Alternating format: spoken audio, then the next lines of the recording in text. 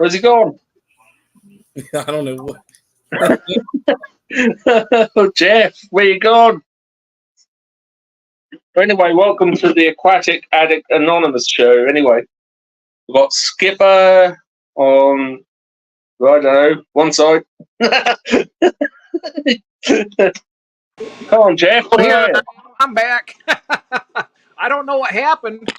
As soon as it went live, it kind of like knocked me out. I'm wondering if that's what was going on with the StreamYard. I had seen that message earlier saying that they're having some trouble. That was weird. Wow. But anyway, welcome everybody. Welcome Skipper to the show. It's good to have you on here finally. Yeah, I'm trying. Yeah. Oh yeah. And Arnold, welcome to you as well. It's always good to have you here. We'll go ahead and start out. What's that? I said it's a pleasure as always. Oh yes, absolutely. We'll go ahead and run through and say hello to everybody who's in the chat, and then also the people out there in the replay crews. Glad to have you coming along at some point. Let's see here now. We have Red Laser. Hello, Gord. Good to see you, my friend. We have Andrew from Aquarium Daily. Welcome. Good to see you. And there's Ron. Here's another gentleman I'm going to have on the stream here. I just got to find his if he's on Facebook or not, so I can send him the link or his email address. Let's see here. Going down. Red Laser. There we got him. We have Gil. Hello, Gil, from Australia. Good to see you, my friend. And we have Mike from M&C Aquatics. Hello, Mike. I'm not sure if I sent you the link or not, but I was thinking you were going to show up here today. I wasn't sure if I had that to you or not. Sketty Nona. Hello, Sarah. And we have Melvin's in the house. We know he's in the building. Yep, certainly is. And we have Chris Stubbings from Stubbs Aquatics. Hello, Chris. Stubbs. Good friend up in Canada. More like a brother to me than a friend, but I take what I can get, right? Okay. Let's see here. We got Swiffle Aquatics. Hello, Swiffle. Welcome. We have Linda Worth. Hello, Linda. We've got our special guest star here. We got Skipper's Aquariums. Very pleased to have him here today. And very pleased to see Tara. Oh, I'm glad to have you here. We have Tara's in the house. She's in my home state here in Michigan. Always fun to see Tara and always good to talk with her. She's a great person. I call her my sister. I know I'm probably going to chase her away by saying I hope not. But let's see now. I think we're Robert Reed. Hello, Robert Reed. Welcome. Echo. Do you guys hear an echo? I don't hear an echo. I just hear fish tanks. That's all. Yeah, my fish tanks are bubbling around here and stuff. Yeah. So, but I don't hear any echoes from us. I mean, it's just all right. Just working my way down. Well, there's a lot of people in the chat here I haven't even gotten to yet. Garage Aquatics put in the chat his Facebook link. Oh. Okay, yeah. Let's see. Hi, Deb. Oh, how are you, Deb? All right. Thank you, Ron. I'm going to be sure to click on that. I'm going to, hopefully, if we can get you here next week, if you have the time, we'll check on it and see what your schedule is like. Debs is here. I didn't see her yet. Hello, Debs. Had the pleasure of being on with her last Saturday on Andrew's live stream. First time ever. That was nice. Peplin Creek Aquatics, hello and welcome. Hi, Jack. Was Jack here too? Yep, Jack's here as well. Hello, Jack. JT Aquatics. I'm scrolling here, guys, and I'm still way up. All right. You're almost there now. I think I'm down at the bottom now. I do believe. Let me check out my laptop and make sure here. Okay. So, see if I got all the topics up here ready to roll here. Here we go. This is the topic of the day. We got our top 5 fish for a 40-gallon tank, and what we do is every other week we just kind of go up, a size. We did 20-gallon long week before last, or 20-gallon tank, and I was deciding. I put a little poll up on the community page because here in America usually go up from a 20 to a 29-gallon, but we just jumped up. I just put it up there to see if people would want to do the 29-gallon or they want to go ahead and move up to the 40. So everybody, I think we had 78% wanted the 40-gallon, so that's what we're doing. And yeah, it works for me. So, did you have any suggestions that you would want to put out there, Skipper, about what 5 fish you might put in a 40-gallon tank? Man, there's so many that you could do. I would definitely do some Corydoras. Congo Tetras is a good one. About 6 of them. Trying what else I have that could go in there. I used to have Synodontis lucipennis. It's a Synodontis that stays small. You can put those in there. They would love that space. It's a good footprint because they just love just swimming a lot. Yeah. Man, I mean, you could do a lot of stuff. You could think it would be easy to do a picking 5 fish out, but I tell you, it's harder than it thinks because there's so many you can choose from that it's kind of. You could choose a lot of. I could probably choose maybe 10, 5 different fish for each tank. So many. Mollies would be another good one because they get a decent size. Yeah, mollies are a good one. Oh yeah. Yeah, I breed a lot of those black mollies. I got a bunch of them here.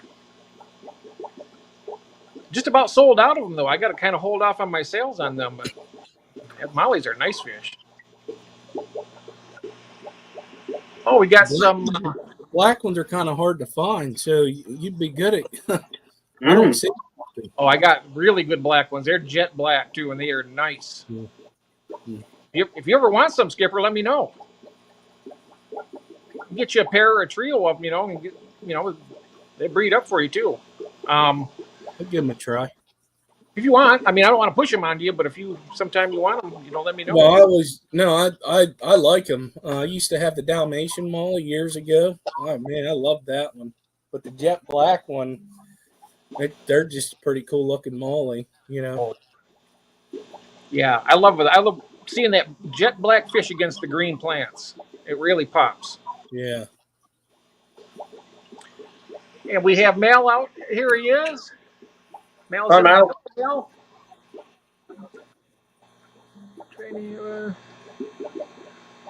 Yep. And hi, Brian. Brian's in chat. Brian Haig. Hello, Brian Haig. We have Kobe's in the chat as well, and there's JT. I'm finally getting down here. Wow. There's Brian. Hello, Brian. Oh, was that all 5 years, Skipper? Or did you have one more? I think it was only 4, wasn't it? Yeah, I couldn't think of anything. Couldn't think of anything. Okay. Off the top of my head. It's hard to. It's hard when there's so many fish to choose. Another one that would be pretty good because they don't get real big is your spotted Raphael catfish, the spotted one, not the one with the stripes because they get big. Yeah. I have actually 2 of those in my 55 right now, and they stay about. Let's say they're about 4 inches. Oh, nice. Another thing I was thinking of, I have in this tank because they don't need depth. They just like being on the surface. That would be a pretty good surface for them. Would be a African butterfly fish. You could do probably 2 or 3. Ooh, that's a nice. I have 2 of them in this tank behind me. The lights don't turn on until 4, but yeah, that's one of my most favorite fish. Aren't those kind of closely related to the arowana? So they got the same jaw where it hinges down. I forget what they call that. Man, I can't think off the top of my head what it's called, but yeah, their mouth is the same as arowana. Okay. I heard somebody on one of the streams talking about them, saying they're kind of distantly related to each other. I mean, in the bloodline or something, but they are cool looking though. Yeah, and I'm gonna tell you, better have a tight lid on there because they will jump. Yeah. Oh, I know the tight lid thing all too well with my wild bettas. They are. I got a pair of them, and I had the plastic stripping on the back of the tank, and I just had a little bit of a cutout for the airline, and it was tight all the way around. And I had the fish for one day, and one of the male jumped out, and I'm like, "Are you got to be kidding me? I didn't even think that fish could fit through that tiny little gap. It's got to be pretty much almost airtight." Yeah. So I got it all fixed up now, where nothing's gonna get out there. But Well, I have an opening in the back because like this tank was given to me years ago, back in 2018, when unfortunately my buddy passed away. It was his. He's a cichlid guy, and but they didn't jump out back there. It probably because I don't know, they can't fit. But I left the lid open. I went downstairs to the basement into the fish room and was getting something. And while I'm looking for something, my daughter comes running downstairs. She goes, Dad, there's a fish on the floor. I'm like, whoa. I got 3 dogs. So it had been a snack. So I come running upstairs. Luckily, she just saw it happen. I picked it up, put it back in the tank. It's been alive still to this day. nice. I had a dwarf Grammy did the same thing. I came back. I was gone for a couple days. I come back, and it was drier than a bone on the floor, but his little mouth was still moving. I put it in the tank. It only lived for a few more, probably a couple months, but I was amazed that the thing was completely dry. I pick it up, it's like a poker chip. I tossed it back, put it back in the water, and then as it kind of like softened up and re-moistened, it never did quite swim the same again, but it lived and it ate for probably a good 2 months afterwards. And I don't know how long it was out of the water. It must have been, at least a lot of hours. Luckily they got that little lung organ, the labyrinth organ. Well, yeah, I had a fish shipped to me. It's the bush fish. It's in this tank also. Somebody new wanted to get rid of it, and I said I'll take it. Well, they have spines, so it must have poked a hole in the bag and it leaked. So it gets to the house. The box is soaking wet, no water in the bag, and I was like, "What the heck?" I ended up getting a container, dipped it in the 55, set it down, put the fish in it, blacked it out so it could de-stress. I put it in the tank, and it's been good ever since. Then I found out it's because it's an antibantoid. Long as if the its skin stays wet, they can survive. Yep. And the bushfish you got, is that the ornate one? No. The ornate? Oh, okay. Ornate's a bisher. Oh no, there's a ornate bushfish too, an African bushfish. Oh, it might be. It's got like bands going down its side, like stripes going down through it. No. But it's the leopard one. Oh, the leopard one. Okay. Yeah, there's a one called an ornate bushfish, and it's of that family too, but it's got like stripes, thick bars going through it, and those are cool fish though. I never seen them ones. Oh, if you just go on Google and type in ornate bushfish, and you'll see them. They're really cool looking. They got the stripes goes up through their dorsal fin too. Their dorsal fin and then their anal fin. You'll see those same stripes will go right through all of them, and they're really pretty neat. Yeah. Yes. Aquatic Fanatics is in the chat.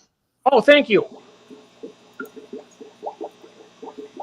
And hello, welcome. Hey, Keith. Hello. You all right? Sorry about that. I'm not sure how long you were in there waiting. But Arnold let me know that you were there. I couldn't see it on my phone. To be fair, I've been messing around with I've never used StreamYard before, so I've been messing around with the settings. I couldn't hear anyone or anything, so.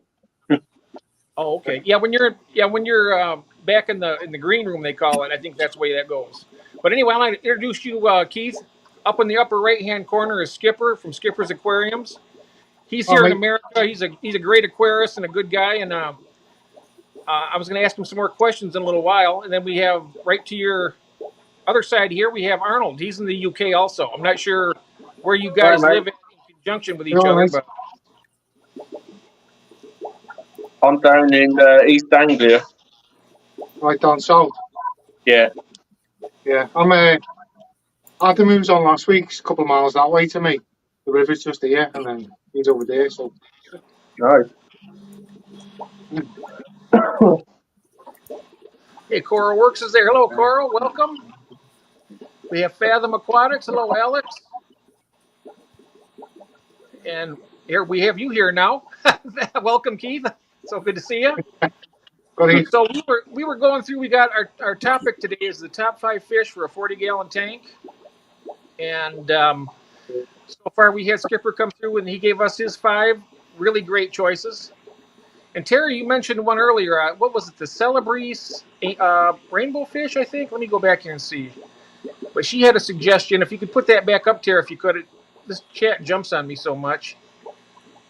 I like to get everybody's prescription. We have Geek Boy in the house too. Okay, hey, welcome. Well, I tell you, I have a hard time keeping up with this chat, guys. I tell you, I don't know my eyesight. I have a hard time keeping up, but anyway. So, Keith, what 5 fish would you want to keep? I think it's about it would be a 160-liter aquarium in the UK. From what? Um, there's quite a few to be honest. I was thinking about because I was thinking of like different aquarium setups, if you know what I mean, with like because I like to set like a tank up around. Like I drive my local fish shop mad because I want like a species only tank usually. Do you know what I mean? So I don't want to set it up. But I was thinking like for me, I was thinking a fish that I've always wanted to keep is the pistocramas, you know, like the cockatoides and stuff. But I'd like to do that in like a blackwater type theme tank. Do you know what I mean? Nice. Yeah. Like I love the aesthetic of a blackwater, especially like playing around with the planting it and stuff like that. Because I found since we've had LEDs in the hobby, you can kind of plant them up, can't you, with the LEDs now? Whereas like T5s and stuff, you'd struggle to grow plants in blackwater. But I was thinking that'd be cool with some like a pistogramas and in that. Oh yeah. Um, I like the pistos. Yeah. and one that I've kept that was amazing in a tank that big was Shelley's shell dwellers. I had multis and just the personality and the behaviour is just fascinating. Just watching them, they've all got their own little personalities, haven't they? So like I find that absolutely fascinating. Oh yeah, me too. I have the Maltese right now. Mine are in a 10-gallon though, actually. Are they? 10-gallon tank, and there's probably about 30 of them in there. 30 or 40 of them. They're little teeny things, you know.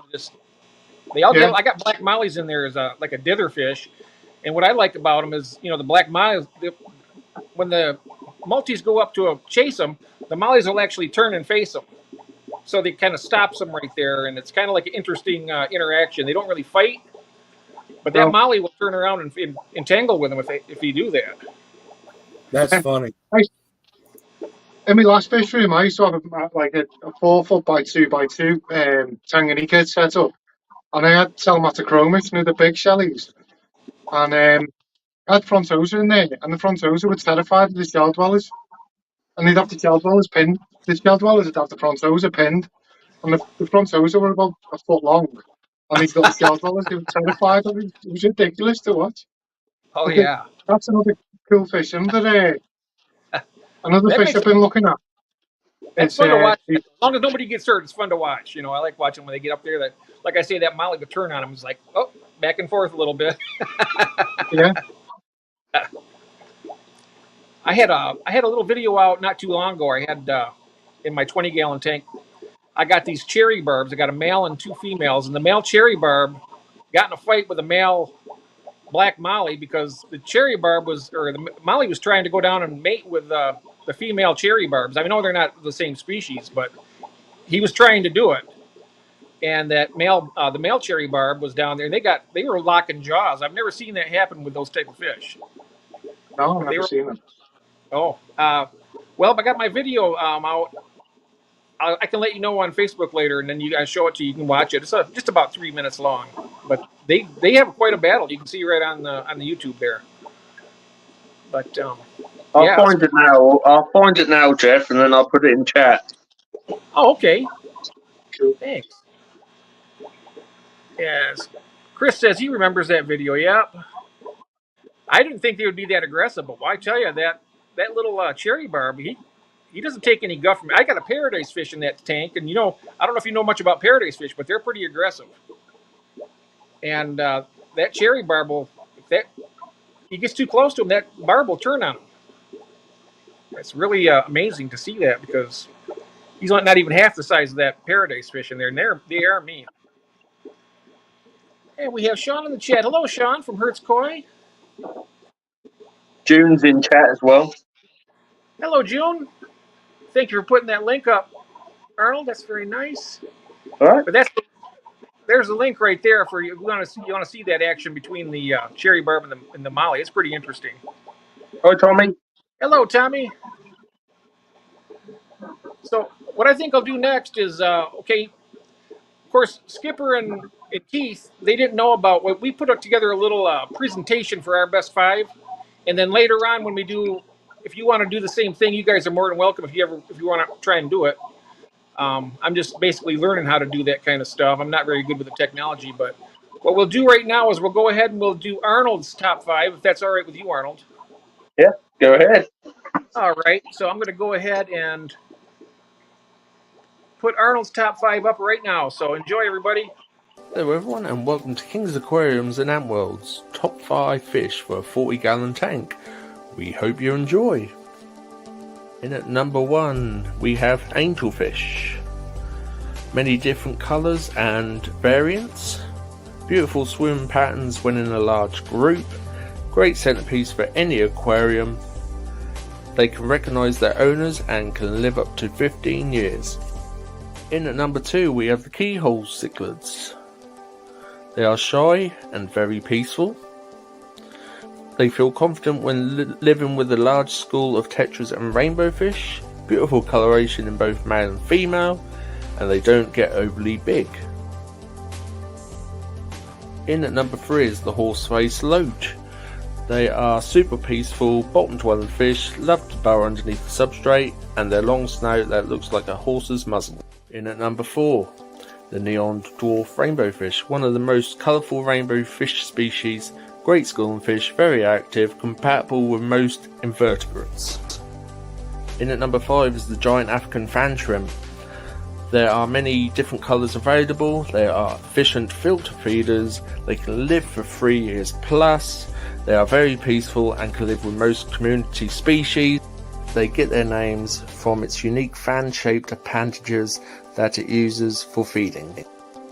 Let me know your thoughts on my top 5 fish for a 40-gallon tank. Also, don't forget to let us know your top 5 fish in the chat. Thanks for watching. Don't forget to like and subscribe. Those are some great choices, Arnold. That took me a little while to do. I can see that. Very impressive. Because, like you say, there's so many fish you can actually think of. I had to write them all down and then just try and pick out a few, because otherwise I would be there for ages. Oh yeah, you know what? It's difficult. I mean, you see a lot of these top 5s and top 10s on YouTube, and you think, oh, it's got to be easy. There's so many fish. I could have made this list 20 times with 20 different, all different fish. And these aren't fish you all keep at the same time in the tank together. I mean, these are just fish that would be suitable for a 40-gallon tank, basically. And a lot of the stuff I pick, it's not always the latest and greatest. I like a lot of the classic fish. Stuff that's been around quite a long time in the hobby and stuff. I mean, doesn't have to be the cutting edge species. But anyway, I'll go ahead and run my presentation real quick, get that out of the way, and then we'll get back here. Can you get rid of the thing on the bottom? Because that covered up a lot of stuff in the video. It did, didn't it? That's in chat. There we go. There it is. Sorry about that, guys. I'm going to cover that up too. the banner. Take Yeah. that down. There we go. Okay. Yeah, I'm still learning my way here. You're all right. Keep going, Jeff. You're all right. Yeah, you're doing good. Okay, and now we got. I'll go ahead and run this one here. Now these 5 fish are just 5 that I could pick out 5 different fish easily, but here they are. My top 5. Coming in at number 1, I have the Firemouth Cichlid, an old classic I've kept. Semi-aggressive, not too bad really. Just a really good fish for a 40-gallon tank. Coming in at number 2, we have the Tiger Barb. Really bright and flashy fish. A little bit nippy sometimes, but really not that bad actually. Keep them in larger groups. Will make a really nice schooling fish for a 40-gallon tank. And they're not too expensive. Coming in at number 3, we have the Gold Ocelota Shell Dweller from Lake Tanganyika. These are aggressive little fish, but they're mostly good for a species only, but a 40-gallon breeder would make a really nice tank to have a nice colony of these fish. They are beautiful, but they are expensive. And at number 4, we have the Pictus catfish, Pimelotus pictus, a great showpiece for the lower levels of your tank. Good for a 40-gallon. These will eat real small fish, so you don't want to keep them with nanos. Other than that, they should be good with most everything else. And then we have number 5, the opaline gourami. This is a very common fish. You'll see it most of your big box stores and all over LFSs everywhere. Not a bad fish for a 40-gallon tank. And gouramis are a great fish, very hardy. And they're pretty reasonably priced, pretty inexpensive. And those are my top 5 choices for a 40-gallon tank. I have many more, but those are my 5 today. Very good. I could do another 5 list just off the top of my head any given time. Yeah. I have a lot of favorites, you know. Those are just 5 fish that would work for 40. So There was another fish I thought of that I saw this weekend. Excuse me. This past weekend at the NEC, it's a pike live bear. ooh, yeah. I can't think of the name of that. I've seen them. I could put the name in the chat, but yeah, you want a 40 breeder for that because they get about 5 inches. You ain't putting them in a 20. It was just Ryan from Wild Fish Tanks has them, and he showed them to me. I was like, man, if I had a tank set up right now, I'd get it because it's something not ordinary. Yeah. You know, so I wanted to bring that one up because I thought it was pretty cool. Oh, yeah. Those are. I mean, I know Curtis told me about that Ryan had them down there at Wild Fish Tanks. And I'm trying to think of Bila Xenia, something like that. Can't think of the. I have a hard time with all the scientific names, but they are cool fish. It's in chat now. What's in the chat? Okay, yep. There it is. The Bella, yeah. Bellazinus, yeah. Yeah, those are interesting. Now, you probably want to have something like Gambusia or something to raise up for the. I'm not sure what all they eat, but I know they're predators. So you want to have maybe have that for your. If you're doing any breeding or something, you had any, disabled fish or anything that you wanted to get rid of or something, you could always give it to them. And No, yeah, you can put some called guppies in there. calls, yeah. But I just thought it was interesting because it's a live bear. I thought a lot of the pikes were egg layers or scatters. I didn't know that, but I got to get them now, so I'm going to set a tank up for them. Just something different. They remind me of those wrestling half beaks, but giant. Yeah, a giant wrestling half beak. Yeah, and they are cool. I mean, that's something I wouldn't mind having at some point. I mean, I'll tell you what though, it's hard to have every fish you want because you gotta have more tanks set up. That's a problem of it for me. Every time I see something I want to, You got fish shows, swaps, conventions, or whatever. You're always going to come across something you've never seen before. At least for me, every time I go, I see something different. So Yeah, I've been ever since I seen your video on your Cuban live bears. I'm like, dang, I got to get some of those batatas now. Oh man, I lost them because I had a malfunction with one of my power strips. Come back from a vacation, I had 7 tanks that were below 60 degrees. Oh my goodness. Oh, I'm sorry to hear that. Yeah, I come home and fixed it, and I lost about 30 to 40 fish. Oh, It was sickening. oh, it is. But yeah, those Cuban live bears, man, they're pretty neat. I got to get them again. Yeah, I'm just starting to get into the wild type. I got, you know Curtis, Skull Aquatics. Yep. And he's been getting me. I've been getting into the Goodias and the Limias and all that. I got the Isla Tiger Limias, and they're breeding like crazy. I got them in a 55-gallon tank, and I bet you I must have about 40 or 50 babies in there now. Oh man, they're in a 10-gallon right now because I only had 5, and they're the male finally caught on and starting to breed. When you got one male to all them females, you're gonna have babies. And I noticed that they only have like 2 babies though. That's all I get. Maybe because they're still young, but yeah. Yeah, mine are pretty small, but there's a lot of little babies in there. I know that I had started out with 12 fish. He sent me 12 of them, and now I got about 50 of them in there. And some of them I got different sizes too, so they are dropping them off at various times. There's been more than one batch in the last couple of weeks, so. But yeah. But Keith, I was going to show you. You noticed in the top 5 there, I had my golden ocellatus. I don't have those yet. I have the Maltese right now, like you mentioned earlier. Yeah.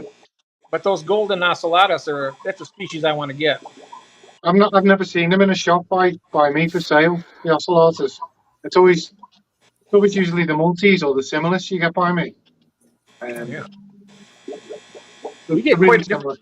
We get Brevis here. We get the Brevis shell dwellers. We get all of them. What I've noticed in the last about 4 or 5 years, around by where I am, like Adam's done a few fish shop tours around a few of my local shops, and all the African type cichlids, they all seem to have disappeared in the last few years, but they all seem to be making a comeback lately, which I'm quite excited about, to be fair, because I love me African cichlids. Oh yeah, I do. I love the little Tanganyikans. I got Malawi cichlids too, but yeah, and they're beautiful. Don't get me wrong, I like the Malawis and everything, but they just breed like crazy, and I'm running out of tank space for them. And to be honest with you, I can't. They're really hard to sell here in Michigan. I don't know why, but I got some beautiful dragon bloods, and I got red zebras, all kinds of and that's what I found by me. What's that? Where I am, there's the water's quite soft, so you have to work hard to keep an African cichlid. But there's a well. Oh. But there's a well up the road, and it pumps out really hard water, so everyone down that end of town can breed African cichlids. Amazing. Yeah, can you hear? You can get substrates to keep the water good too. I mean, you get the crushed coral in there, and that'll bring the pH up. Yeah. And then I had it in this tank down here. I had the crushed coral in, and I put Balasnaria in there, and the Balasnaria exploded because of all the hardness in the water. Within a couple of months, it coated the whole tank. But normally, when I put it in a tank, it grows a lot slower. Yeah, I got it in. I got it in a tank right now that has the aragonite sand, and the bale in there. I got like a chain of it rolling, and I got bale in another tank that just has like a small gravel, and it has like 1 or 2 runners, and that's all it's got. Smart, isn't it? Once you get it in with hard water, it just flies. Yes, absolutely. I put in the chat. I put a name of another shell dweller. It's pretty neat, and it gets blue on it, like blue stripes going back. And when it's in breeding, it's a beautiful one. I'm probably going to be working on getting them. Oh, I'm trying to find it here. What's it called? I can't It's a I can't. Oh, there it is. Yeah, the Parasichromis nigripinus. Oh yeah, I've seen those. Those are nice fish. I've seen them. They're I'll have to beautiful. check them out. I've not seen that. I've not seen them. Oh, they're beautiful, Keith. You just if you go onto YouTube and just type that name in, you'll see there'll be a lot of videos on it. They are gorgeous fish, Yeah, that'll be amazing. I and absolutely love Michelle, so I do too. Um, I love the Shelleys. I love the little apistogrammas. I thought, what? The little pistos. I got the Cacatoides triple red. You know what I found out, Arnold, about what I thought was that the guy sold me a pair. They're they're both females. They're both really colorful females too. But I didn't get a male in the group. I just found I've had them for going on 3 years now. One's a little bit just slightly bigger than the other one, but they're both they look identical almost. So I'm like, Yeah. I got a friend that sent me a wild pair of the Unimaculata bettas, wild type bettas, and he just shipped them out yesterday. I should have them here probably by Friday or Saturday.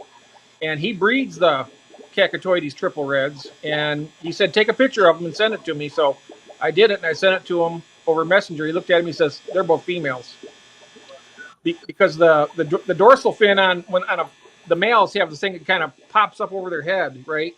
It's like a cockatoo where you see they have that big crest, yeah. and neither one of these have the extensions. So I've been struggling trying to breed two females for the past 3 years. I'm like, what am I doing wrong? I've been doing things. I bet you I'd have hundreds of them right now if I'd had a male in there. Definitely. So I was just read in chat that it's not a Shelly. So I'm wondering. I was told that they were, but I'm wondering if maybe they just use the shells to breed and that's it. I don't know.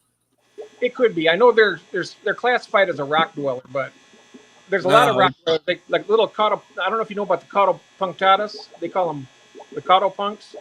Yeah. They're what you call an opportunistic shell dweller. They're mainly a rock dweller, but they will use a shell if it's available. Okay. Yeah, that was similar with my Telmatochromis. I never really seen them in the shells, although they're defined as shell dwellers. They'd never really go in, like the female would go in and try and entice the male into the shell, but that was about it. Most of the time, they'd just be in the rockwork. So, yeah, I seen those. Now those are the pelvisochromis. No, not the pelvisochromis. Telmatochromis, I am. Oh, okay. Nice. Yeah, there's lots of different Tanganyika fish that I'd like to get. Nice. Okay, so what have I missed here in chat? Here we got. You haven't missed that. You haven't missed much. Not much. Okay. No. Saltwater 40 breeder, you should get oyster blending. Oh, yeah, for saltwater. I'm not no saltwater tanks here right now, but me neither. But those blunnies are beautiful. I got a lot of Ludwigia for you, Tara. I got tons of it here. In fact, I got a bunch of trimming to do on this plant. It covers the entire top of this 20-gallon tank, and it's really doing good. I can't believe how much that's growing for me.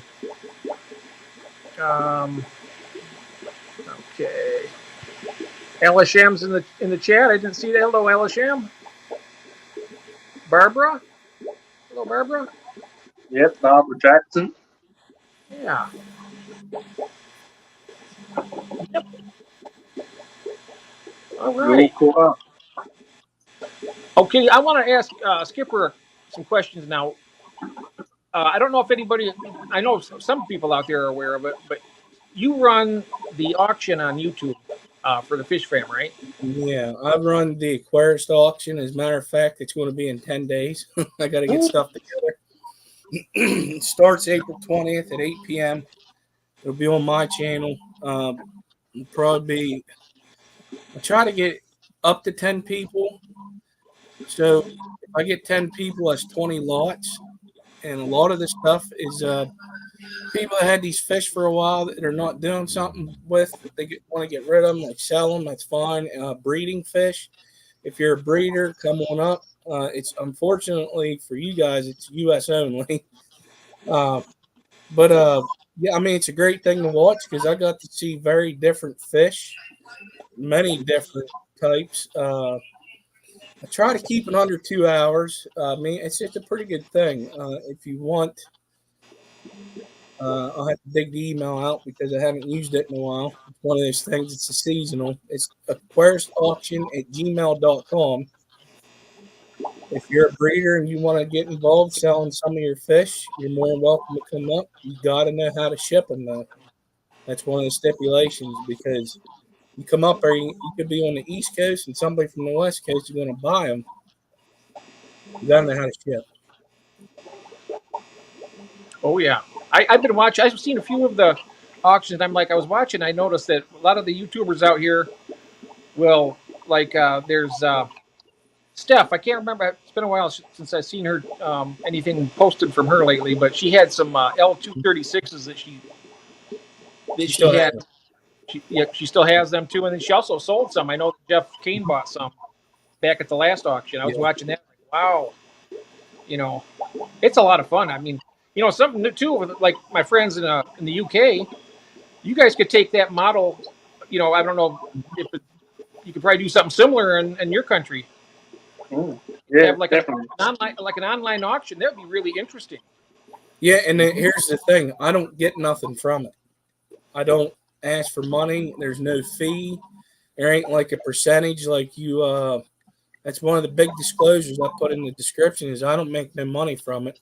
I do it because I want everybody to get good quality fish. Not everybody has LFSs they can go to down the street from their house. A lot of us, like me, there's only like one. The other one, it's kind of hit or miss with what they have. So it's a great way to get different fish. I agree. I think it's a brilliant idea. I mean, I was like, wow, an online auction. When I first seen it, it's been probably a year or two ago. When I first seen it, I was like, wow, that's an interesting idea. And I was like, I wonder how that's going to work. Then I watched it. Wow. We initially came up with it. When one of our friends went through some terrible times, and we started doing it, and it went on for like 3 days or whatever. Like I did it on my channel, and a couple other guys did it on their channels because we had a lot of stuff. People just donated. Whatever proceeds we got, it went to him. And then didn't do nothing with it. And the person that we did it for said, let's start this back up, but let's find breeders and bring these good quality fish to people. And I jumped on it. I said, well, let's do it. So we've been doing it. This will be the 3rd year. Yeah. Nice. That's a pretty good thing. I mean, it is. It's evident that you love the hobby, and it's doing something like that. You're sharing the hobby with other people and expanding people's horizons because they get to meet new people in the hobby and then get their fish. And that's like for the last few years with me and Skull. I mean, he's been a friend of mine on YouTube for a while now. And what I love about it is, we can share our fish. He sent me all these beautiful Godiads and Limias, and I sent him the Black Mollies. He wanted those because that was the first fish he ever had. So, okay. We just kind of share fish back and forth and whatnot. But he's got a lot more that I want than what I have that he wants. Yeah, I know. Like, listen, I know it's very nice, but there's a couple things I forgot to mention on there. One, it's fish, plants. Coarse shrimp, invertebrates, snails. But that's it. Now, if you have like art, like say like what Ed does, and it's the aquarium hobby related, I'll do it. But it ain't, what I mean? It has to be related to the hobby. There will not ever be equipment up there. This ain't like a club auction. It's just to get good stuff out there. And I was going to let Tara know. Tara's my friend here in Michigan. She does beautiful plants and stuff, and she raises them up and stuff. I bet she might even be. I don't know if she'd be interested in that, but it'd be something, Tara, if you're watching with the auction, that'd be a great way to share your plants out. Make a little money on the side, and it's because she has some beautiful plants, Skipper. I tell you, she's got a great channel too. I subscribed to her, but I got so busy I wasn't able to check it out yet. Oh, yeah, she does some great plant. I mean, if you ever want some good quality plant, I mean, I don't want to try and. I hope I'm not overstepping my boundary by saying, yeah, check, ask her about her plants, and she'll probably get inundated with calls. But she's There's helped a me out. there's a guy on the West Coast. His name's Luke Wang. He does pretty good. Like he has a farm thing. He takes them to swaps and sells them. Like he raises them. Whenever they start, he does the propagating or whatever. They oh man, his plants are nice too. Big bag of them you get. It's pretty good. Yeah. I know that Keith, and right under me here, he does plants like that. He raises up quite a bit of plants. That'd be something I bet you'd enjoy doing, Keith. Yeah, definitely. See, the problem with the local shops by me is they all bring them, the little potted plants in from the nursery. So everyone seems to expect plants in a pot now, and like no one really buys them, do they? But when you go to the auctions, everyone's got plants for sale. And when I was looking at what you're getting from the auctions, you're probably getting about 4 pots worth, but cheaper than you're buying 1 pot from the shop. So I think it's definitely something I'd be interested in doing. Like there's an auction not far from me as well soon, and I was thinking of doing some plants and taking them to see how I get on.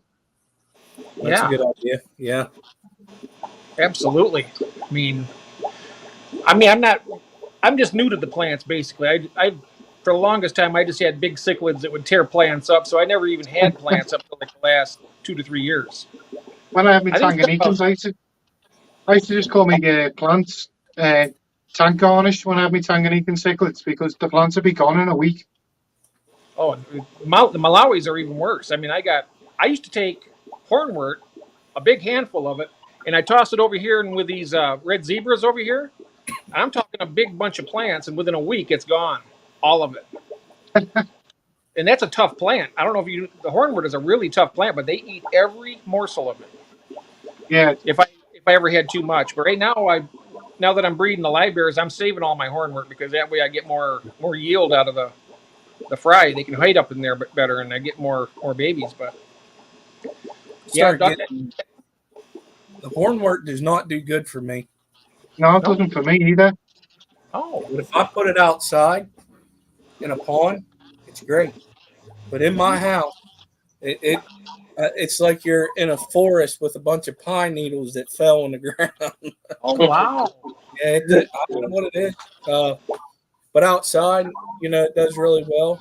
But it's hard. I have a hard time with it, so I don't get it. That's exactly what happens to me. Everyone tells me it's the easiest plant you can keep. And there's a pond just up the road, and I was walking past, and one of the anglers had raked loads of hornwort out, and I got a carrier bag full, brought it home, put it in all my tanks, and like Skipper said, it just threw all the needles, and that was it. It just went brown, and I lost all of it. It didn't matter what I put it in. If it was a high-tech, low-tech tank, they'd all just die. Yeah, so there must be something in the water. All this hornwort I got in this house came from a piece about maybe 10, 12 inches long, about 3 strands of it. And when I bought it on eBay too, for one thing. It was expensive. It was like $9. They said I paid for it, and it's a lot of money for hornwort. And when I first got it and put it in the tank, it kind of started losing some needles, and I thought, oh, this is going to die. And then I noticed the next day it started greening up better, and then before you know it, I was noticing on a daily basis I was growing about 1/4 inch a day. And after about a week or two, I could notice it like doubled in size. And before I knew it, all across within about 5 weeks, I'd say it was, all throughout the entire 29-gallon tank upstairs was completely covered with it. And then I started taking pieces off and putting them in other aquariums, and they would do the same thing. They kind of like I thought they were going to die, but then they did the same thing. They bounced back. And now I got it in a lot of tanks. All from that one plant. That's what anacondas does for me. I've got it in here, I've got it in there, and then I've got it in a little pond outside. And this tank's 5 foot, and it was growing from here right the way down and back up. And I've done the same in this tank. Like it grew right the way up and back down. It grew like 5, 6 foot lengths. And it do it in days. And what you were saying about the your homework, I've got limnophilia in here and in here, and I've done exactly the same thing. It just kind of melted away for a bit, and then got down to a little sprig, and then slowly just started bouncing back. And I've noticed in the last week or so, it's doubled in size. And there was like 2 stems of it. Now there's about 10 stems coming up out the gravel. Nice. Now, what plants do best for you, Arnold? Anubias. Yes. Yeah, Anubias. Yeah, Anubias, Crimson Swords, and Crypts.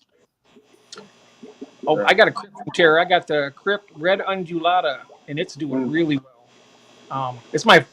I think that's my first crypt I've ever got, and it's doing good. I got it in the 55 with the limias, and that's where my blue dream shrimp are. Some of them. But the thing of it is, I don't know if I mentioned to you, Arnold. I think you know about it, but if you guys want to do plants, make sure that you, if you've got scuds in your tank, I'm going to let you know ahead of time. They'll eat every ounce of the plant you put in that tank. I had a beautiful, it was called a water wisteria, and they're a really hardy plant, and they grow like crazy, right? And I had it in my 55, and it was like a tree. It would go up, and it was bushy and beautiful. And I got it when it was about maybe 7 or 8 inches tall, and it got about a foot or a little more. It got bushy and real nice. And then some scuds got into the tank, and they ate that thing down to nothing. I mean, they right down to the root, and it's gone. Scuds are a menace. I tell you, I bought them. This thing of it too. I can really kick myself. I bought them as a food source to put. I had an actual scud tank. I had a 10-gallon tank I was using just for scuds, and I was feeding the apistos, which is they love them, and the plants grow good in that tank because they hunt every last one of them right down. They'll dig into the gravel after them and get them, but got them into some other tanks here, and they'll eat everything. Huh. So That's what they've done with my tanks, to be honest, Jeff. I had them in my living room tank, and I actually stripped the tank out, stripped the whole thing out, went back there, and then set it up as a wall start tank. And it went for about 6 months, and then the next minute, population of scuds just exploded, and they just stripped absolutely everything. There was just stems left in the tank within a couple of weeks, and you could just see them all through the water and everything. Like the colony just exploded. And I've had the same happen in this tank down here. It was a low-tech tank, and the scuds just exploded, and you just seen the stems start stripping, and you'd find bits of leaf, like chewed, like floating on the top of the water. And I've had to strip that tank down. Worst menace I've ever seen. Yeah, they're the worst menace I've ever seen in an aquarium. I'll be honest with you. I've kept tanks since 1974. Of course, I'm new to plants, so I don't have a lot of experience. But I'd rather have duckweed in my tanks than scuds. Yeah. I would duckweed in all my tanks. Yeah. See, duckweed doesn't bother. I can feed that to the African cichlids. That's a good, free food for them. But those scuds, once they get entrenched in your tank, I mean, you pretty much got to take everything out of it and nuke it. Yeah, definitely. So, yeah. I could go on for hours about scuds, but I know everybody would be clicking out of here and saying, I don't want to hear that. They're terrible, though. I've had a lot of problems with those. The one thing I found with scuds, the only thing that seemed to be my saving grace was rams. The rams that go round and just pick at them all day. Which ones? Rams. The little ram cichlids. Yeah. Oh, yeah. Like a German blue ram. Yeah, they just went round and just picked at them all day. There you go. Yeah, that's good. Yeah, I know the apistogrammas I have, they do the same thing. They'll go after them and get them all. I know that in the one tank I had a 10-gallon where I got my killifish at, they were eating them pretty good too. So they're doing a pretty decent job of cleaning them out. But I've been very fortunate in knock on wood. I don't want to knock because my 3 labs will go nuts, but I never have had scuds. Never. You're lucky. No, I haven't either. I'm telling you, they're Skipper. You ever get them? You're not gonna like it. I mean, Well, when how I do you get them though? What caused you to get scuds? Like, well, they can come in on. I bought mine. I bought mine as a culture to bring into the house. So now I invited this whole mess in here. I paid for them. They weren't expensive, but I think I got like 50 in a little. They came in like a little medicine bottle, and it was sealed up and stuff. And so I brought it in and I put them in the tank. And yeah, they can just you put them in, you don't see them again until after about a month, and you go in and you'll see like there's thousands of them. And that you feed them a little bit of fish food or something, they'll eat anything you put in the tank. And then they start eating your plants. No matter how much food you put in that tank, they will go for those plants first. And I don't care. There's some people who say, "Oh no, as long as there's enough food, they won't do it." But I'm telling you, I got a first-hand experience here, and I can go around and show you what happens to the plants when the scuds get to them, because I had Ludwigia in one of my tanks, and I had it in a pot, and it was a big bushy one. I did a video not too long ago. It was in the, if any of you guys remember, it was a big gray flower pot that I put in the tank, and I had it in there, and I put some root tabs in it and other stuff just to get it started real well. And it was big and beautiful and growing. And then all of a sudden, them scuds got to it, and now it's down to nothing again.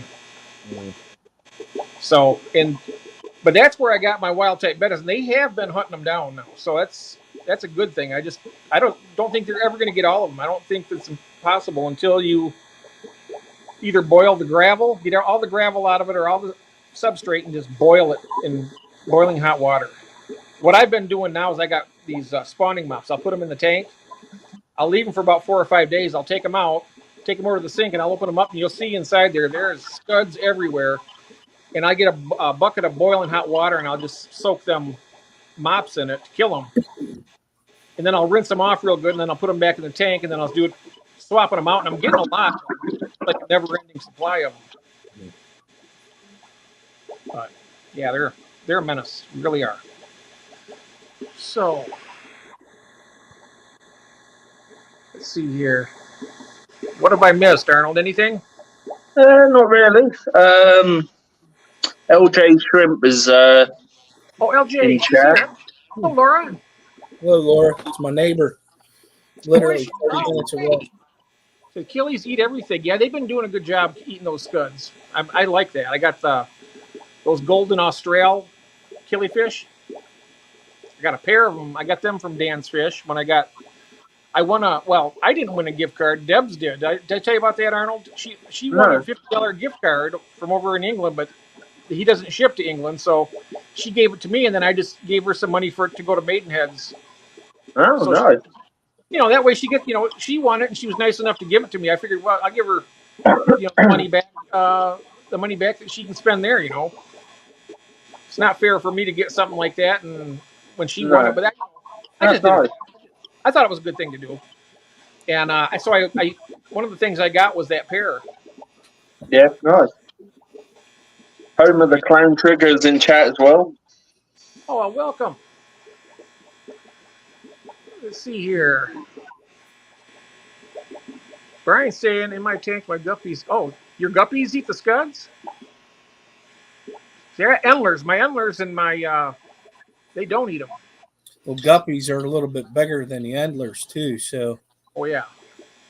I got the black mollies, and they go after it, but the thing of it is, the mollies they'll grab that scud, right? Take it in his mouth and spit them back out. Yeah. And they don't kill them. That's what my guppies were doing. They were just mouthing them and then spitting them. Yeah. It's like they're too tough for the Coral loves this guy. Well, I tell you what, Coral, if I can catch all these up, I'll send them all to you. Free of charge. Free of charge. I'll even pay the shipping. I'll just gather them all up and send them to Oregon. Every last one of them, just for you. I hate them. If that's all I wanted them to tell you, they're little shrimp. They're interesting to watch, but they're not worth the hassle when you want to have plants, because I had a bunch of really nice Java moss in with my Blue Dream shrimp, and some of those scuds made their way in there, and they ate every last ounce of it. I had the whole floor of the tank. It was beautiful. It was like a real nice, thick carpet of Java moss. It covered everything. Those little babies get in there, and I had a population explosion of my shrimp, and then somehow them scuds must have went in on a net or something, or might even have been on my hand if I had my hand in the tank doing something I didn't see, because they're tiny. You pull your hand out of the tank, you might have one on you. That's all it takes. You get them in there, and they're going to be in there. Same thing with duckweed. Same thing with Malaysian trumpet snails. If you ever notice Malaysian trumpet snails, they'll be floating at the top of the water. If you have a large population, you see the babies. They're real tiny. They'll be floating on top of the water. Yeah. And I've had them get into other tanks that way too, because they're so tiny, you just can't even see them. Pull it out, and you're like, especially with my eyesight. See, those snails, they don't bother me because I like that they're in that substrate, keeping it turned up. Yeah, me too. If you have a sand substrate and it's been there for a while and you never stirred it up, they're doing it for you. Yeah, I like them too. I like snails. Do you have more? I've noticed today down in this corner, I've got loads of Malaysian trumpet snails. There's probably about 30 of them. I've never put any in this tank, and they've just popped up in the substrate. Loads of them. They're like a creamy brown colour. They're good for the plants, though, Keith. They'll keep that substrate. They'll keep the nutrients rotating down into the soil better. Yeah. There's absolutely loads of them. Oh, you'll have lots of them. I started out. I had a friend give me one. Now maybe I will take my camera around here in a second, but I got one Malaysian trumpet snail. My friend has. I'll give you a bunch. I got a bunch. I said, just give me one. I took one. And between upstairs and downstairs, I tell you right now, I got thousands. Thousands from that one snail, because they can breed by themselves. And I started out with one, and with that little tiny seed, I got an entire population. Probably in most every tank I got. I think probably in every tank there's some Malaysian trumpet snails. Take care, Tara. Have a good day. Well, who's that? I gotta get going myself. You got to get going? Yeah, I got to get going myself. It's a pleasure being up here with you guys. I'm looking forward to that auction too. Nice to meet you, mate. Nice to meet you too, Arnold, Keith, Jeff. Love to have you back down here sometime too, Skipper, if you're available. Okay. All right. All right. Well, thank you, sir. See you later. Take care now. Later. Oh, that's nice having Keith on here. I've been wanting to have him on here for a while, and I know he does fire department volunteer work, and so he's been real busy. I'm just trying to look at the chat here and see if I've. You're all right. You haven't missed too much. Oh, blackworms, yeah. I seen here the Coro saying, I like blackworms too. I hate ram's horns. Blackworms are food here that I cannot find. I've been trying to find blackworms, and I would love to get a culture of those going. Ram's horn snails, they don't bother me a bit. No. I've got absolutely tons of ram's horns. Oh, ram's horns, yeah, I don't think they bother they don't bother my plants. They keep everything pretty clean. No, I ordered they were blue leopard spot ram's horn snails. They're like rare, high quality ones. But the ones I've bred are just blue and pink. Oh, so they started off looking really nice, and they're just blue and pink now. Okay. I have two separate tanks. I got the blue ones, and I've been trying to develop a purple colored, like a lavender ram's horn snail by trying to line breed them. And I got some pretty nice ones. But I find they're really good for the tanks. I tell you, I've had my most success when I started putting snails in my tanks. It's almost like they complete the ecosystem. They're good at any bits of food that may hit the ground. They'll go around and eventually they'll eat it and turning into a better fertilizer for the water column.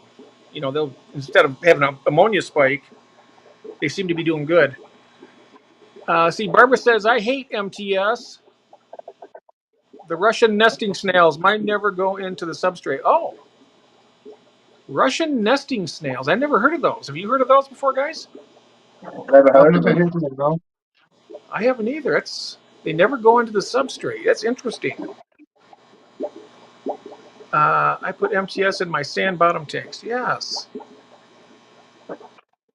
Oh, Tara, good to see you, my friend. And I don't know if you heard earlier about the auction where they also do plants on there, so it's something to think about.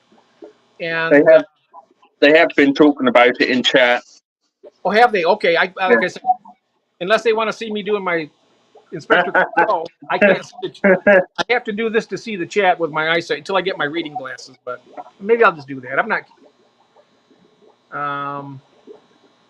Here we are, and Brian Higgs says, "As God is my witness, my guppies go for the snails too." Wow, I've never. They must be some pretty pretty tough guppies there to go after the snails like that. I've never. And you have a good day, Skipper. Thank you, sir. I really appreciate it.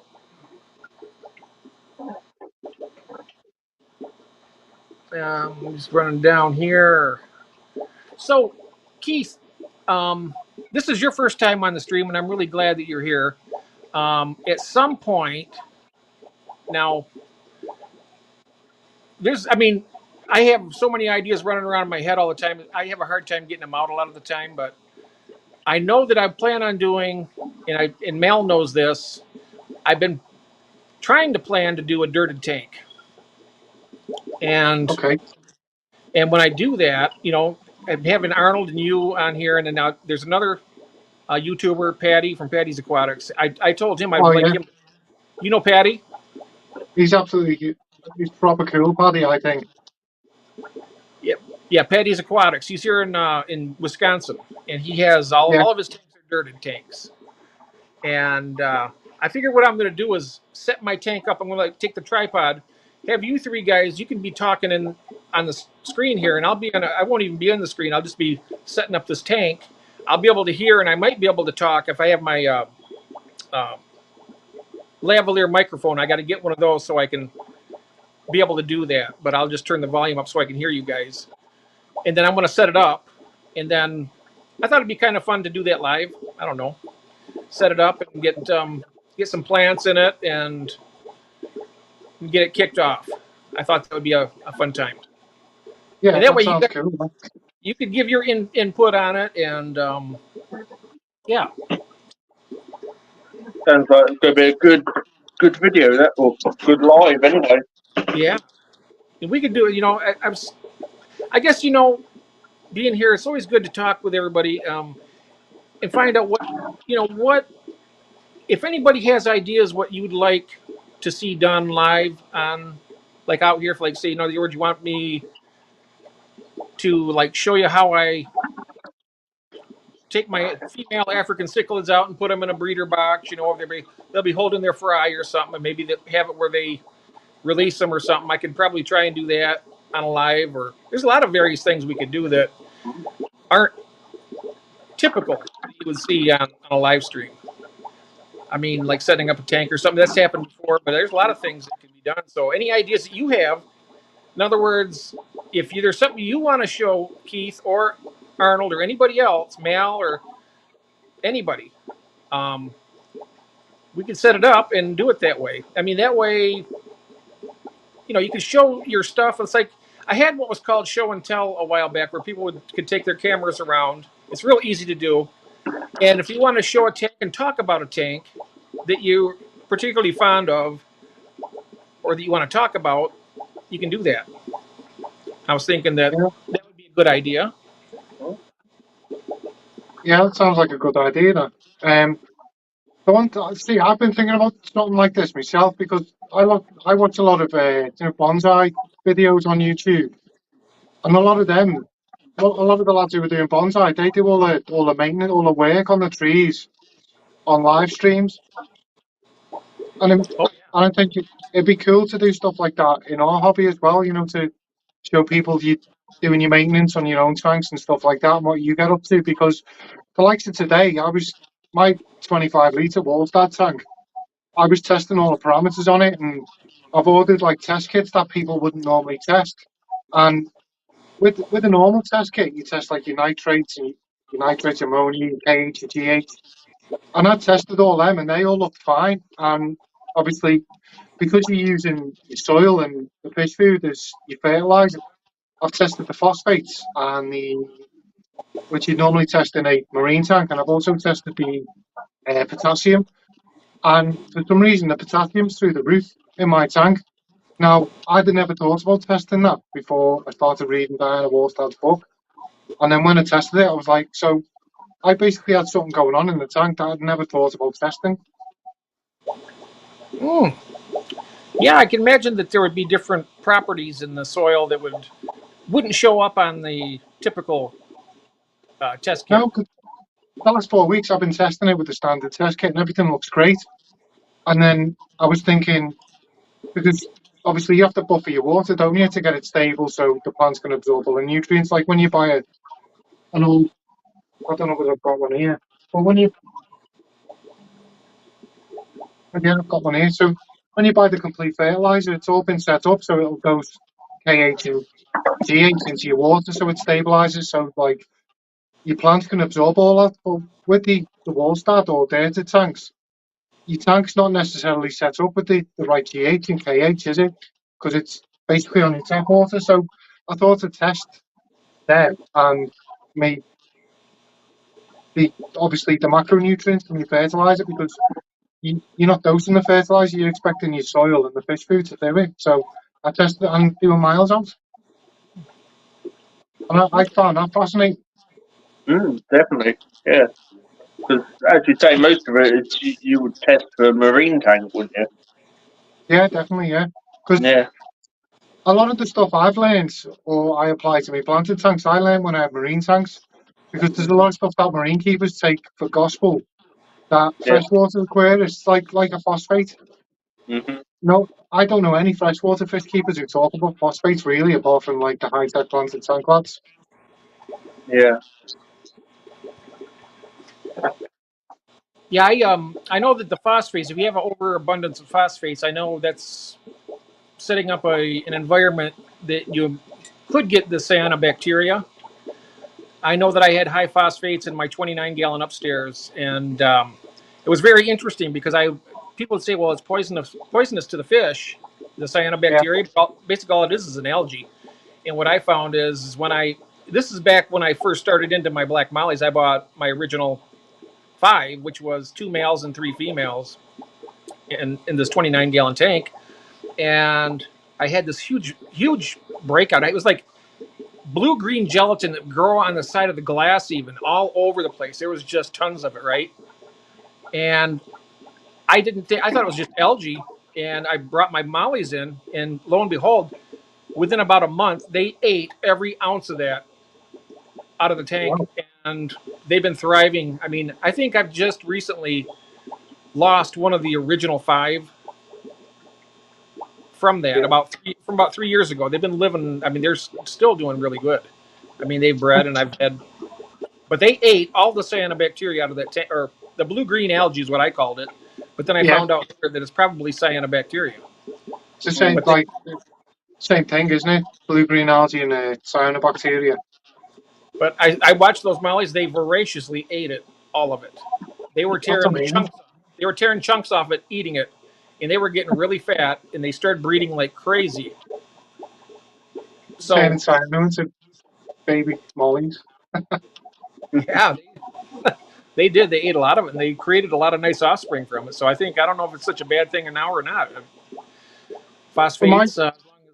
In my last house, every tank I set up about 5, 6 different display tanks up, freshwater, saltwater, planted tanks, and every single one of them, after about 6 months, they get coated in cyanobacteria. And when I tested my water, there was phosphates in it. And every tank I set up, I just couldn't get rid of the stuff. It just blow up in every tank. And then since I moved into this house, I haven't seen it once until Patty released this video on his treatment for cyanobacteria. And about a week after he mentioned it, he jinxed me and I got it in my display tank. Yeah. Oh, no. Mm-hmm. But your fanship, I'd be interested in seeing. Do you know, Arnold, if they are bred by hobbyists, or are they just something you would have to buy from a wild stock? I'd be interested to find out, because those are really fascinating. They are really fascinating to watch. I mean, they have their individual personalities, like every fish does, and invert has, but there's something about them.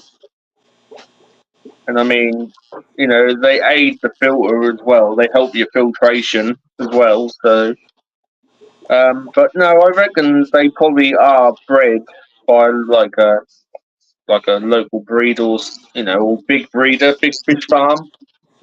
I reckon they are probably bred in like hundreds and thousands. Yeah, I'd like to. It'd be nice to find out how to do that. I know that you can do the Amano shrimp, but you have to have it set up with a like a brackish water tank or a saltwater tank to raise the. Just practice water. Practice water. That's all you need for them. To raise Just them up. just like with the Atlantic bar mud skippers we've got, it's just basically the same salinity as the mud skippers are in, really. So it's like 1.022, I think it is, salinity. But yeah, they're quite easy to breed, the Marno shrimp bar, once they get going. Yeah. Okay. I may have to. You know, I know that you can do the same thing with nerate snails. I mean, most of those will have to be pretty much similar. Exactly the same setup. Yeah. Yeah. Yep. Have to raise them up to a certain point, and then once they get to a certain size, then you can switch them over to freshwater. Yeah. Just acclimate them for about a couple of hours, and then they'll be alright. I've never kept a nerite snail yet, though, because I see people talking about they leave the little white eggs all over the tank, and Mm-hmm. but I guess what would be ideal is to get the males in the tank. They wouldn't be doing that. They would just keep everything clean and not make the messes. The only thing I find with Neroid snails is they like to travel. If you've got an open top tank, they like to travel into another tank. Oh yeah, the mystery snails are the same way. Yeah. Yeah, I've had that happen loads. I've there's no Neroids in one tank, and then I go there the next morning, the whole lot have gone out from one, the next, and it's like, right, as you are, carry on. And then they go back. Yeah. It's up to them. Yeah. Yeah, you got to have a little top on. Same with the mystery snails. Have you ever had those before? I've not had mystery snails before, no. I used to breed them for quite a while. I sold out of them, and then my old breeders died, so now I don't have any more. I need to buy some more breeding stock, but I've had hundreds and hundreds of them, and they're just big and beautiful snails. I had different colored ones. I had ivory. I had some black ones with a real dark black flesh, and then I had one that was called magenta. It had like a reddish color shell and like a cream colored foot. They call it the body, the flesh. Yeah, the body, yeah. And it had like little red spots on its flesh. Even beautiful, beautiful snails. You know, it's like what you call it. It'd be like a centerpiece snail. Yeah. Is what I call it. Just keeping an eye on the old pipefish. Oh, that's right. Yeah. Are they visible to you? Can you show them with your camera? Yeah, they are. One of them is. Hang on, let me just get the link, and I'll go on my phone. Okay, great. Thanks, sir. Thank you. See if I can. All right. Let's try to.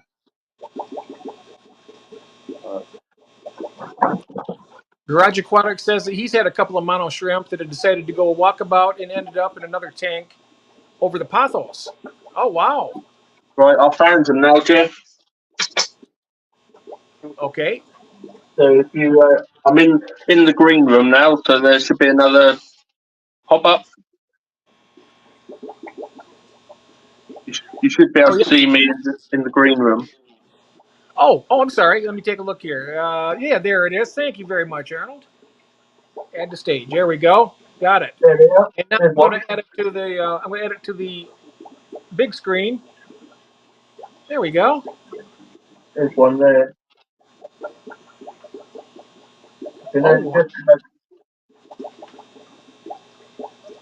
Where is he at? Is that on top of the plant? Yeah, he's on top of the plant. He's now going down. You can just about see him. Oh, over there, right behind the. Anubius. Oh yeah. There we go. They're really thin, so it's quite hard to, to get them on camera. But I've only had them today, so and Nice. there's the horse face loop. Oh, the horseface loach. Yes. Yeah, Where did you get those from? just over my LFS. That's literally what 2 seconds away from me. Oh, nice. So Is that two of them side by side, or is that just a reflection on the bottom? that's just a reflection. Oh, okay. Yeah. Excellent. But yeah, I've Nice. got male and female pipe fish, so hopefully Oh yeah. we'll get some babies. Oh, there's the your baby bettas too. Yeah, they're all coming up nicely now. Oh, they are. Look at them. Yeah. I love them. Yeah, they're coming on nicely now. And I like then that setup. How you got them set up there too, Arnold. there's the distance. Oh, very nice. But yeah, I have planted even with my Malawi tank. Managed to keep some. Judith saying, "Oh my God, it's not a worm." She thought it was a worm. Nah. Oh, there's Yeah. your Malawi. Nice. Yeah, I've got plants in there. You got the Anubius in there, right? Yeah, Nubius. I've got Corian. I've got Java ferns. And then I've got some Anubius over in the far corner. Oh, I love that Venustus. So, The giraffe. and then The that's just my debtors and everything. So, yeah. Right.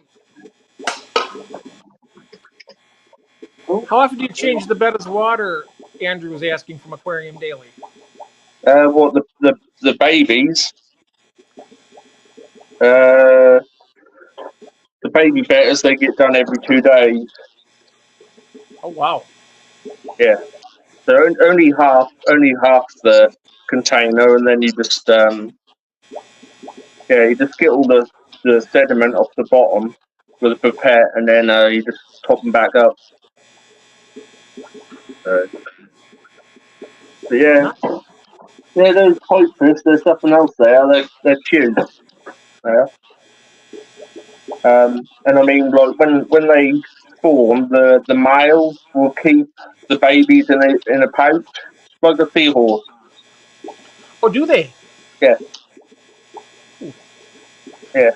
Now, if you don't mind me asking, I don't like to do that, but how expensive are those to buy? They were £8.75 each. Well, that's not bad. There's loads over in the LFS, so don't tempt me. Don't tempt me. I can go over there and go and get some more. That's nice.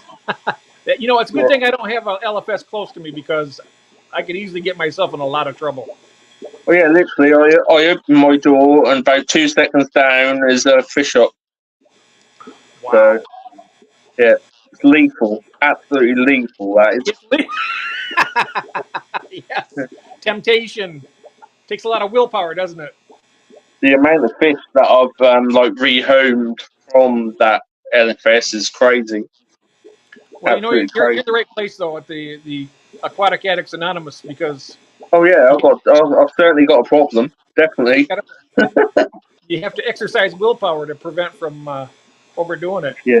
Hey, we have Vince in the chat. Hello, Vince. Yo cupcake. Yo, my cupcakes. All right. we have a new mate here in the chat. We have Keith from the Aquatic Fanatics UK, and a great gentleman from England. And Vince he's the koi master. He is.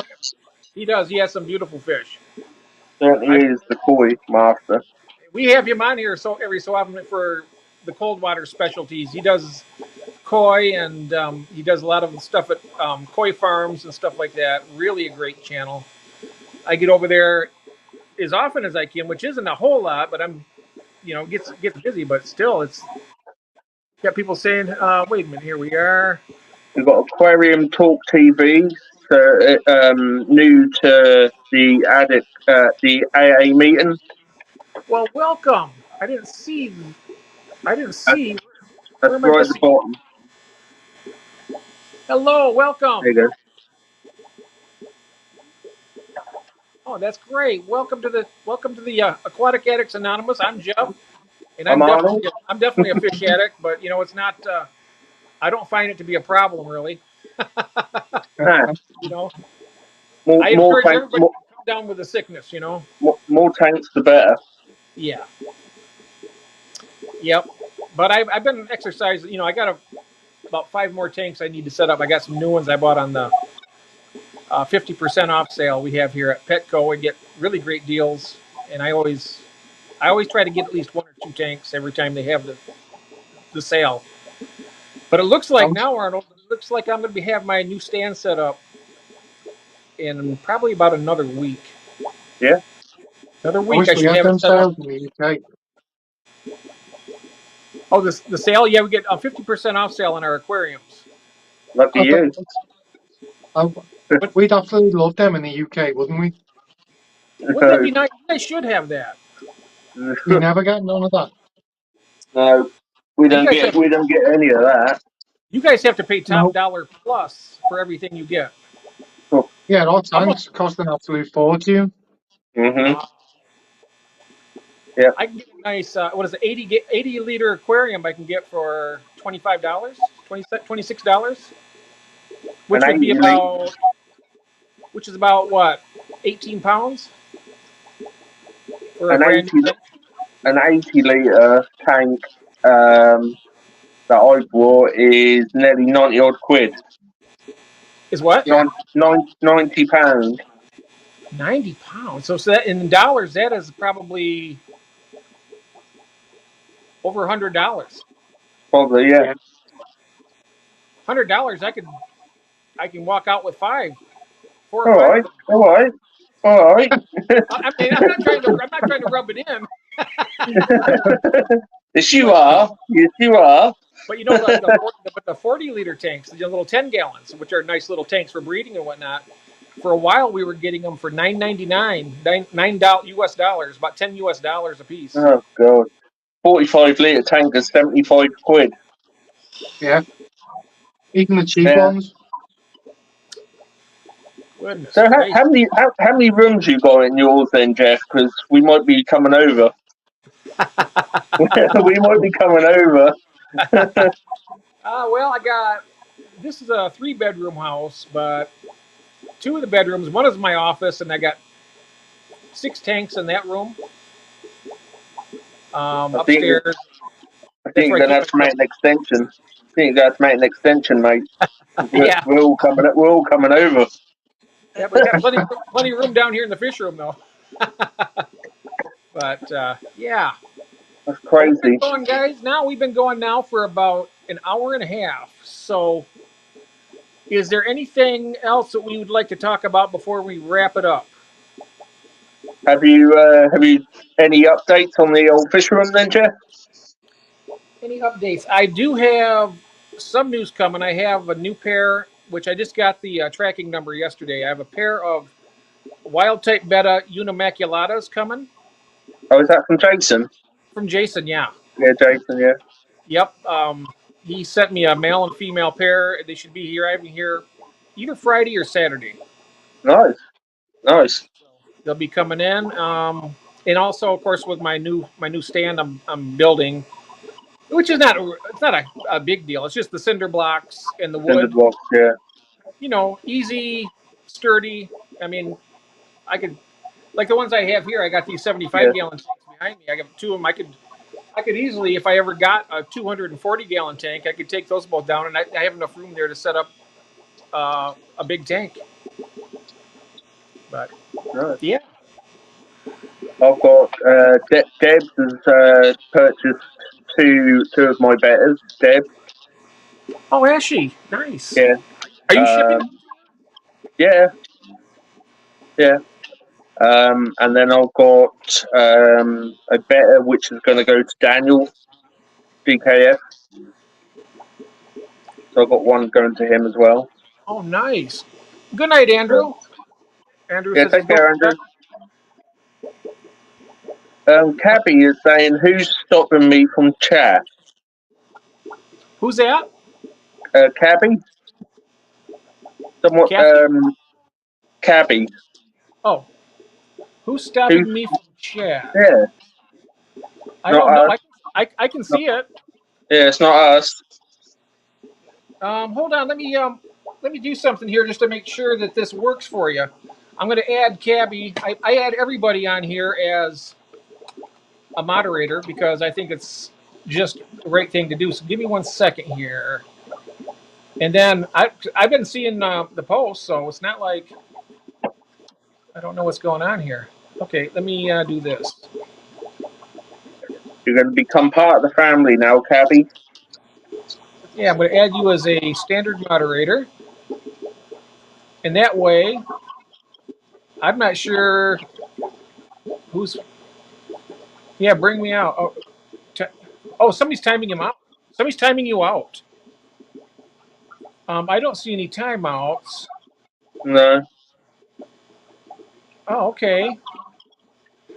Andrew says YouTube has problems. Oh, thank you very much, Ron. I appreciate that. If you enjoyed any part of this, hit the like button. That would be great.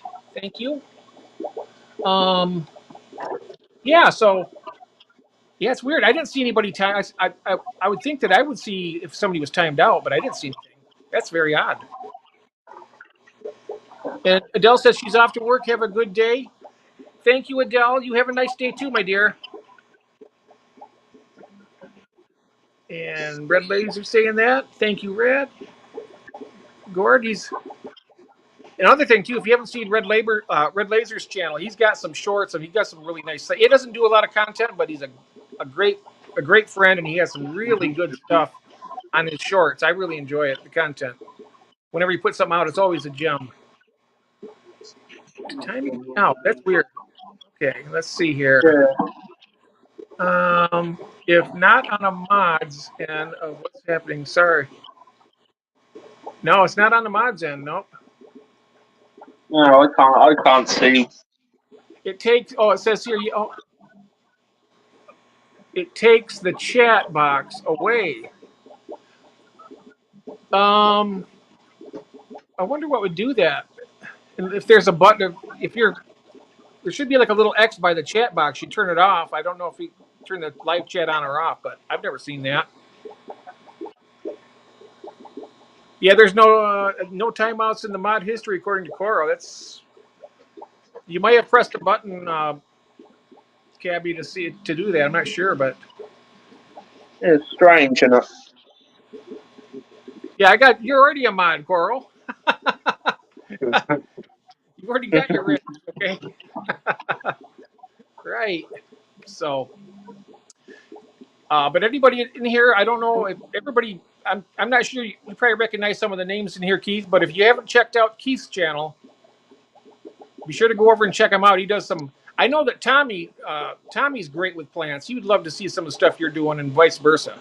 We got Silver Creek Wildlife. He does some great plants, and he does that. But it's really what I like about watching Keith is he has a lot of information, a lot of knowledge about plants that I've gotten a lot of information on, similar to what I get from Tara, and really a lot of great tips and pointers about having success with Planet Tank. So I think it's well worth going over there, give him a subscription, and check out his channel and content. And now, the thing I found with my channel is I started trying to do breeding videos, and they weren't really getting picked up. And the second I started talking about plants, my videos like really took off, and the channel doubled in a month in size and stuff. So the plants chose me, kind of thing. See, I talk mostly about breeding videos. I'm trying to get my breeding programs going more in the fish room, and it is starting to come around. Oh, he says, okay, cool. I thought it had been something. It might have been something you did. You did possibly because none of the mods have put you in timeout. If it was Nope. showing you was in timeout, then that's very odd indeed. It had to have been something from that. But anyhow, guys, let's go ahead and wrap it up. I've got to. We're already at over the hour and a half. That I usually try to keep it to about an hour and a half. So to keep it, so it's not taking up too much time for everyone. So, but anyway, Unless you got me and Adam going. what's that? Unless you got me and Adam, Adam Oh, 7. Yeah, we went on for what? Yeah, that's right. Last, 2.5 last week, hours. I had some difficulties here. I used an excuse. I said I had to go and feed my wife and whatnot, and make some food. But what happened is my bank account. I had a phone call came across my phone. It knocked me out, and we had a hacker that took over our bank account and drained a lot of money out of our account. So I had to deal with it. So, but Arnold pressed on with it and helped out a lot. So I really appreciate that, Arnold. No worries, man. That's cool. That was a great stream. Yeah, it was. Yeah. It was good, and it was a great stream today too, guys. I really appreciate having you guys here. Next week, I'm open to ideas. So if Keith and Arnold, you guys think of some topics, it always helps me out a lot. We can have a lot of fun with that. So you just let me know what would be a good topic, and anybody out in the chat, if there's something you want to talk about. I think we had a few suggestions earlier. I'll go back and watch the replay and look at the live chat and see what all happened. Do you know what I'm interested in some interesting breeding projects for planted tanks with shrimp, because I can't seem to think of any exciting fish to breed in shrimp tanks with plants. So I think that'd be a cool topic for me anyway. Okay. Yeah, there's a lot of things that we could, like ember tetras or something real small, pencil fish maybe. I There's a think lot of better breeding as well. yes. Yeah. Good morning, Craig. Good morning. Yeah, I think better breeding would be a good topic as well. Yeah, there was a few of us. There was a few of us around here who tried. There was 3 of us who had to go, and none of us could get it to happen. So it would be interesting to talk about. It does take. It took around about 4 days Yeah. for the female to accept the male. Wow. So yeah, so it took. I had the female in a floating breeder box, and then the male could go round and check her out and everything. And then when you realise that she's ready to mate, she will flare up, and all her colours will come out. So then you Wow. let her in. You let Yeah. her in, and then there'll be a lot of chasing and little bits of fin nipping, and then she will then go and investigate the male's bubble nest. If she likes it, she will then stay up there and help create more bubbles. If she doesn't, she will destroy it and basically tell him to go and do a better job. And then once they do it, it takes the male about 3 or 4 times to do the embrace. And then when it does happen, yeah, they're embraced, and then they start to float down, and then they separate, and then all the eggs just filter down. Wow. So Because, I've got 50 babies, I think. Wow. And with the wild type bettas, you have the mouth brooding species that do the exact same thing, except what happens, they'll drop the eggs, and the male will pick the eggs up after he's fertilized them and hold them in his mouth. Now the female will pick them up also, and what will happen is she'll spit the eggs out, and he'll go for them. She'll suck them back in real quickly, so he has to be extremely fast. So and eventually he'll get all the eggs, and his buccal cavity under his chin will be puffed out. And he'll keep them in his mouth for about 15 days, and then when he releases them, they'll be free swimming. That would be a great. Well, I don't know. They probably eat your shrimp though. Some of the baby shrimp. That would be difficult probably, but there are a lot of egg scattering fish that would be perfect for it. Yeah. Or just a Uh, bath. the shrimp are good too because if you wanted to breed something in your shrimp tanks, what my suggestion would be if you have a tank available, you put the egg scattering fish in there, let them go for about 2 days, take them out, and then just wait. Within about probably 4 or 5 days, you'll see the little fry, Yeah. and the shrimp will keep the eggs clean in the meantime. This tank here is full of cherry shrimp, the whole thing. Oh, I started nice. off with 10. There's hundreds of them, like the whole length of the bottom and the top. Like Plecos just swam past as well. Well, we have I, hey, Chum, Crypt Keeper Aquatics. I'm sorry about that. A friend just popped in here. Hello, how you doing? You're lurking from work. That's great. they can do work. Yeah, I you mentioned that though. I started out with 10 blue dream shrimp, and the same thing. They have tons of them now. Yeah. I've been culling these because I'm getting a lot of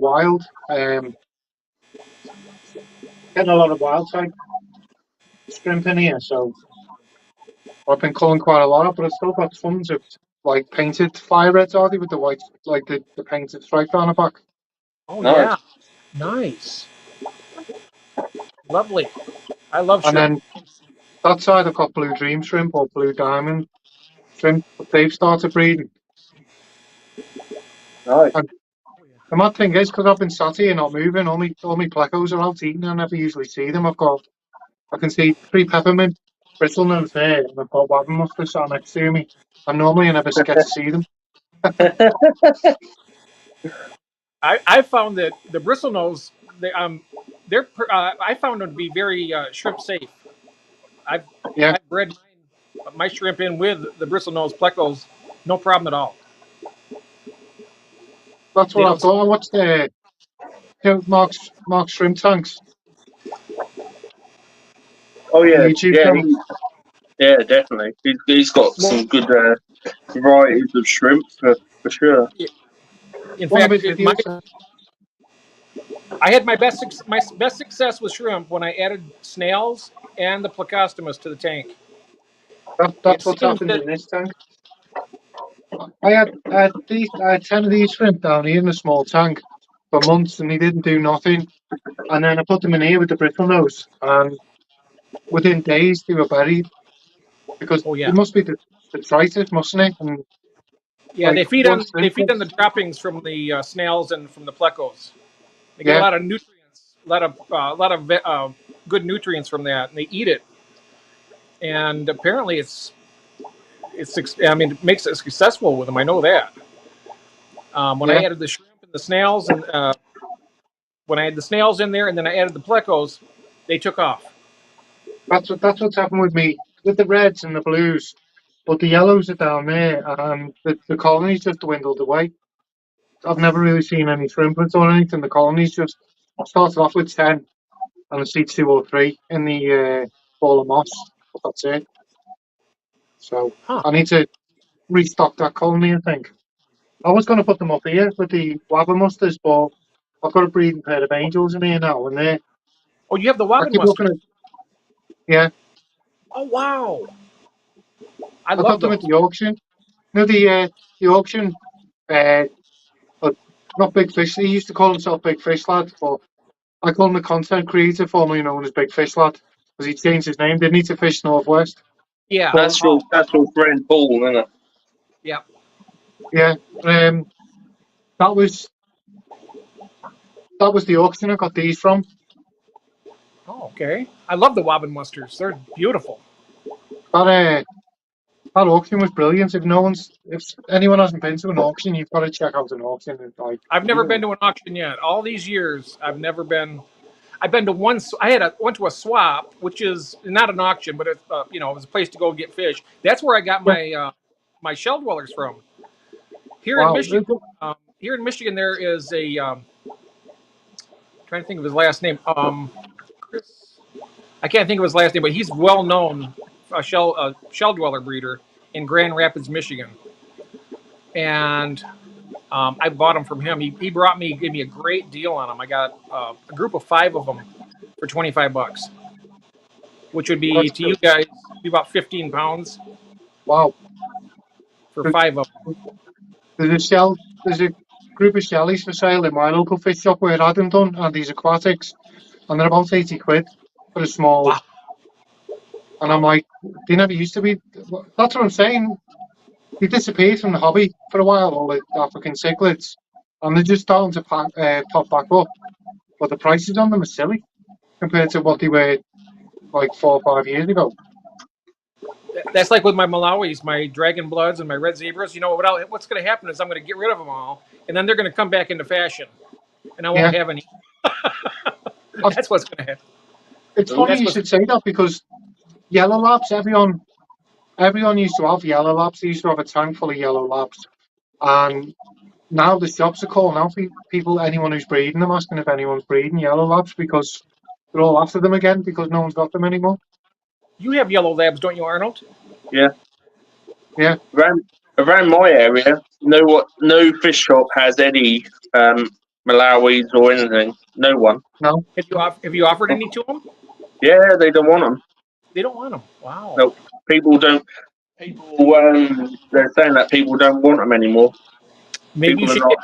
you should get in touch with some of the shops near Keith. Maybe they would pay for the shipping, and you could sell them to them. Well, That's what's happened. when I Exactly the same thing when I happened open by my new mine. shop,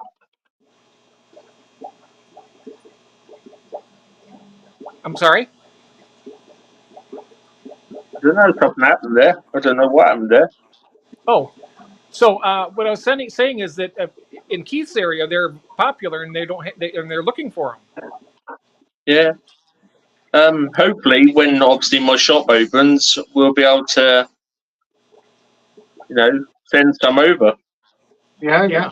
As I say, it's just in the last couple of months, the shops are starting to pick up on them again, and I've seen a couple of the shops asking if there's anyone breeding them and stuff. So it looks Yeah, like they're starting to come up again. I've got all sorts.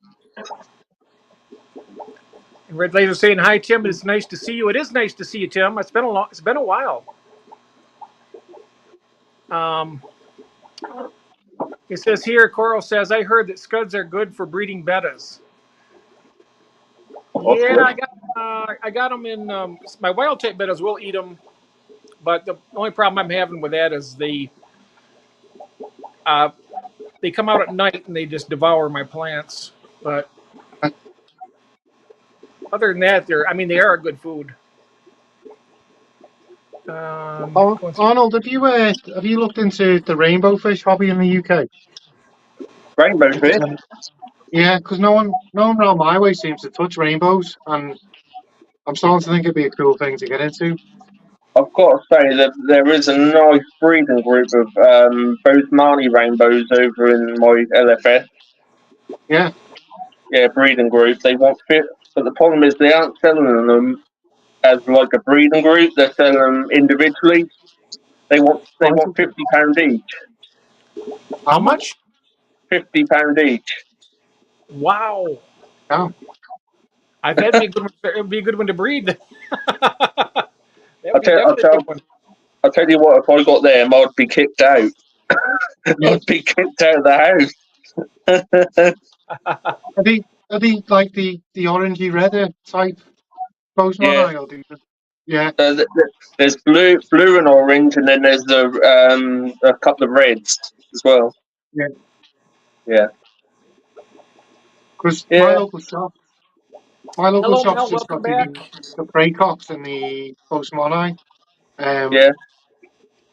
But I'm trying to look for some other stuff as well, some other types of rainbows, some interesting ones, because there's tons of them, isn't there? And the only ones I seem to see by me is the postmoni and the Praycocks, which are nice fish. Yeah. And I'm thinking of getting some, but I'm interested in seeing what else I can get my hands on as well. Pacific blue-eyed rainbows we've got in there as well.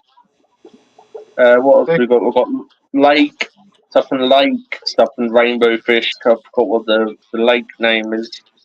But they've been in there for ages. No one wants them. Been in there for about 8 months. Because they're an Us- interesting breeding subject as well, aren't they? The rainbows. Oh yeah, definitely. The pseudomcgills are really popular here right now. Like the pseudomcgill luminatus, Yeah, they're blue-eyed, and then we have the pseudomcgill signifer, and a few J- other. JT Keeping Fish, he used to breed those Marnie rainbows, didn't he? Yeah. Jack, yeah, Yep. he used to breed them. Yeah, those rainbow fish would be something that would be pretty good. I mean, a lot of those they can. You just take the mop out basically and put it in like a breeder box or something, Yep, and yeah. just put the mop back in after they've away they go. start free swimming. Just take the mop back out and put it back in the tank and just rotate it in and out as needed. You My, don't have you don't have to do much for a rainbow fish to breed, I tell you. my angels have literally just started pecking at the breeding cone as I'm sat here. Oh, nice. Way, awesome. The gentleman I got up here right now in the chat, Mal, he has the Manicapuru. Is that how I spell? Is that how you pronounce that, Arnold? Manicapoo. Yeah, the Yeah, red, yeah. beautiful Yeah, angel. I've got Monica Prue in the living room. Oh, do you? Yeah, and then down here, my local fish shop, there was one Adam was at. They got Rio Nane in, and I went in and got 6 Rio Nane. But the shop I think the shop had ordered about 18 in and 3. I got 6, and 2 other breeders got 6, and within a week, all 18 had gone. They got an illness, and no one. I think I kept mine alive for a week, but everyone else lost theirs in like days. So like all of them they just wiped. But I'm it was still like a yet to really have my first. Yeah, I was going to say I still have yet to get my very first angelfish, since I've been in the hobby. I mean, everybody. so Yeah. for years I just walked past them in the shop and never thought nothing of them. And then I seen a guy at Monica Peru in his fish room, and I thought I've got to have some of them. So I Mm-hmm. got some, and then I've seen the Rio Nane, and then there's loads of different wild types, isn't there? And I find them attracted to the wild type angels. Like I think they're absolutely stunning, the wild types. Yeah. I've got a mate who breeds angelfish. All types of angelfish, like smokies, redback, Alton. The My, Altums are expensive. Those are like the premium ones here. They're really expensive. The Altums, but they get huge though. The Altums get like a foot from top to bottom on their fins. They're just giant. Some of the biggest angelfish I think yeah, I've seen. But I've seen these little Bulgarian blue seal point. I think they were called. Sail Point angels, yeah.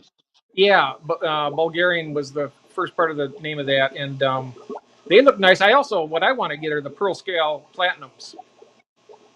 Yeah, they're Nice. cool. I love those. And I like the black angelfish with the red eyes too. I love them. See, the problem with angels for me is like one of my best friends is like tied up the whole angelfish market around me. So if I breed angels, he's already selling to everyone, so I wouldn't be able to get shut of mine. So and you can't.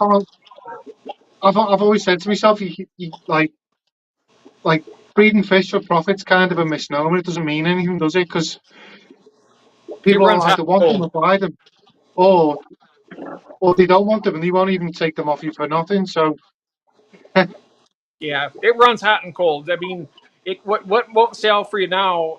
6 months from now, you take them back and be, oh yeah, I'll take them. yeah. Um, that's what with my mollies for a long time I wasn't selling. Now my black mollies I can't even keep them in stock. They fly out as soon as I put them on Get Gills. They're ordered up Well, and they're out the door. And I something got I've them. something I've been looking at breeding is the endless. Oh yeah, I got some beautiful endlers here. I think everyone needs a life better in their life. Yeah, you do. Yes, absolutely. I tell you, the live bearers I really have been really enjoying a lot. I got some of the wild type live bearers. I'm really liking them. The Godiads, they are very prolific. They're beautiful. They're from Mexico, and Wow.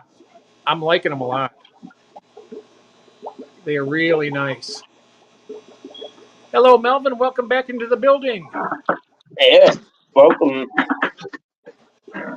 But I have they're called the Xenotoka Dodroi, and they're called the red tail, not the red tail splitfin, but they're the red tail San Marcos.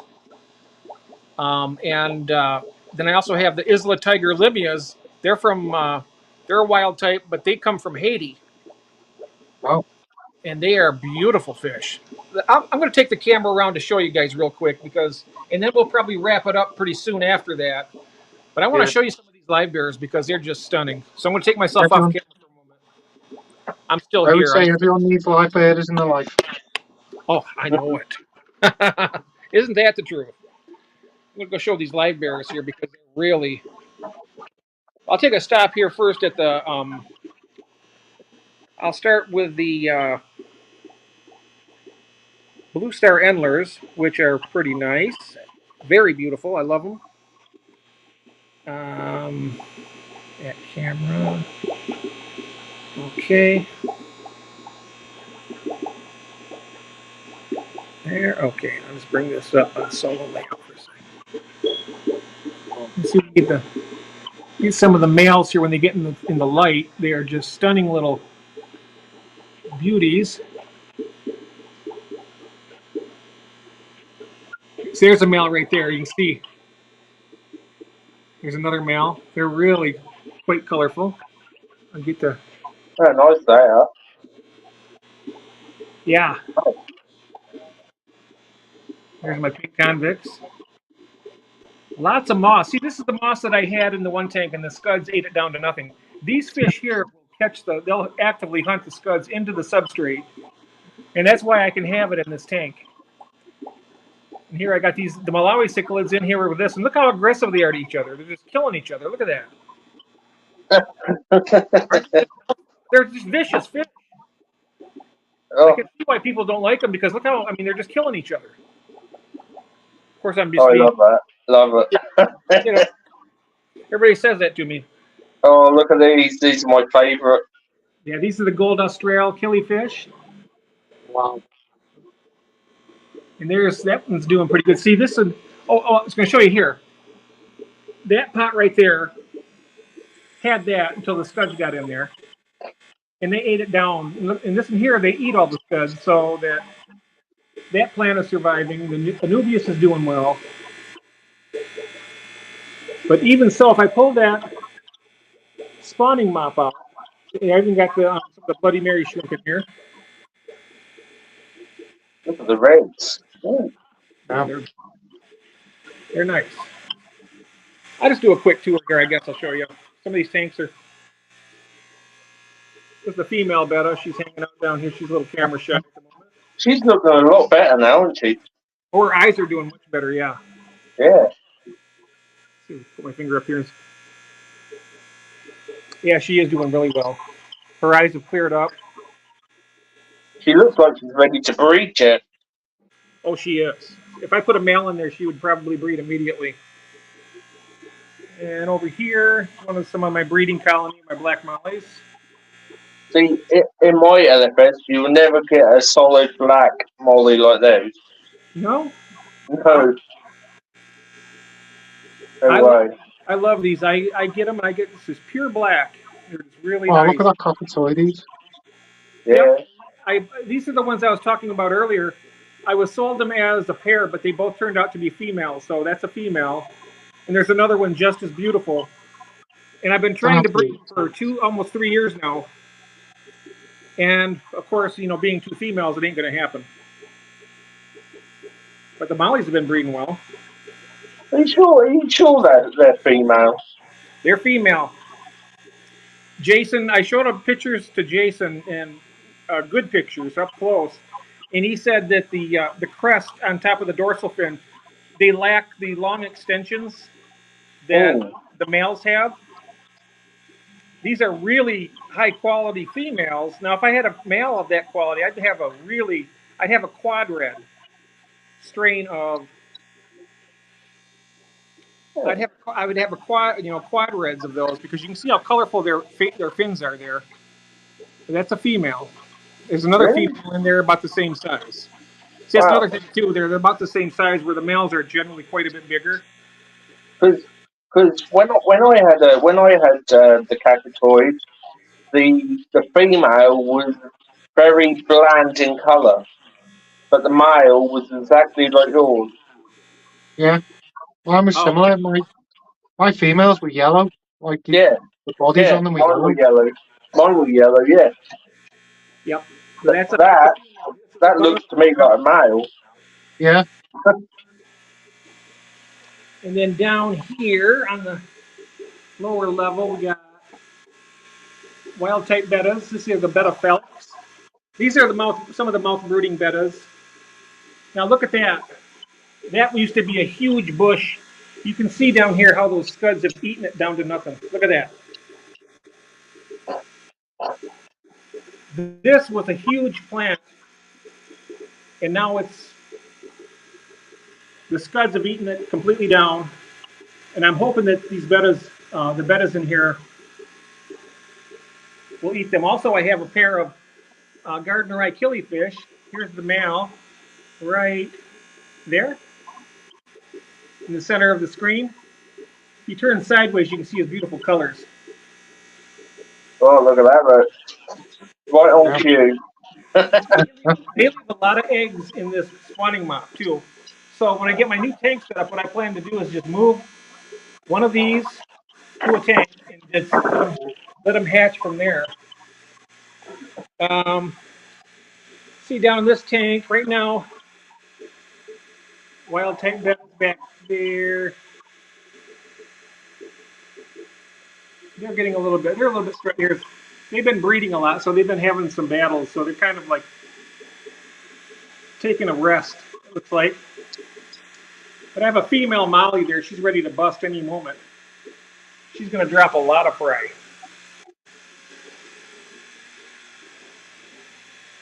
And these, I had these in my top 5 today, the fire mouths. Now, beautiful. I love these fish. I bred all these. They're pretty peaceful too. You can see they're not causing a lot of problems with each other. I got these mollies in there. They don't even bother them. Get along peacefully. I mean, if you get 2 rival males or something, they might flare at each other once in a while. But other than that, Nice. need to take the algae scraper in there and clean that up. Now we're gonna go over here by the buzzing air pump. Well, first of all, we'll stop here. Here's the Goodeids. Those are both females. You can see the dark gravid spots. Wow. They're going to drop a lot of fry. They've dropped a lot of fry already. Jesus. Look at all that hornwort. I mean, then I got some duckweed on top. They're doing great. Over here, I have even more fry. My days. Bye. Yep, there's the male right there. You can see he's got the colorful tail. He's smaller. These are just fantastic live bearers, though, I tell you. And they dropped a lot of fry in here. Lots of hornwort. Lots of that luscious duckweed here. Just going to reach in there and grab some of that. I just take it over here like this. It's got no chance. Look at that. Oh, look at that dragon blood. Oh, my days. They'll eat every piece of that within a matter of minutes. Nice little supplement of their food. You know, even with even with the imbunas here, you can see there's not a great deal of aggression with these fish. Now over here, there's a little more aggression because that male right there, he's the granddaddy of them all. He's a little on the aggressive side, but you can see here he's not terrorizing anybody. But I do have a sleeper male right there, as you can tell. He's not really colored up completely yet because until this guy gets moved out, if he ever gets moved out. They won't come out to their full colors until you take the dominant male out. The next in line will become colorful in a matter of maybe a week, which is really interesting. Coro's asking, do you only keep African? What does he Wow, say? for them. Uh, yeah, do you only keep Africans? Oh no, I keep different cichlids. I got apistogrammas. I got fire mouths, and over here, we're showing the live bearers. These are the Tiger Isla limias, and lots of babies. There's some down here. Lots are up in the plants. If I can see some up here in the plants. This is a 55-gallon aquarium. There's my jungle or my veil. I'm not sure if it's jungle veil or what type, but you can see the runners. I started out with one plant in here, and it comes on over. I think that's Vallisneria spiralis, isn't it? This is Spiralis? Yeah. Oh, okay. That's what it is then. I wasn't sure exactly what it was. I was told it was jungle veil, but apparently it must be Spiralis. That might just be the other name for it, though. And there's my red undulata right there. It's doing pretty well. I've got some new growth down there, too. We've got Nathan Hovey in chat as well, Jeff. Hello, Nathan. Welcome. I'm just taking the camera around showing some of the limias and stuff that I got from Curtis. Okay, then we'll move down this way. I keep other, but these are the Africans that I have, Coral. I got these guys here. These are all, I bred all these. I got a nice male convict here. He gets along pretty well in there. Keeps the peace. And down here, my rosy red minnows. They're gorgeous there. They are. I love them. 20 cents a piece. These Really? are sold here as feeder fish, but they are this right here would make a great fish for like a 55-gallon because they are great. If they had room, they're really nice looking fish. This is in a 20 long right here, and I got like 9 or 10 of them in here.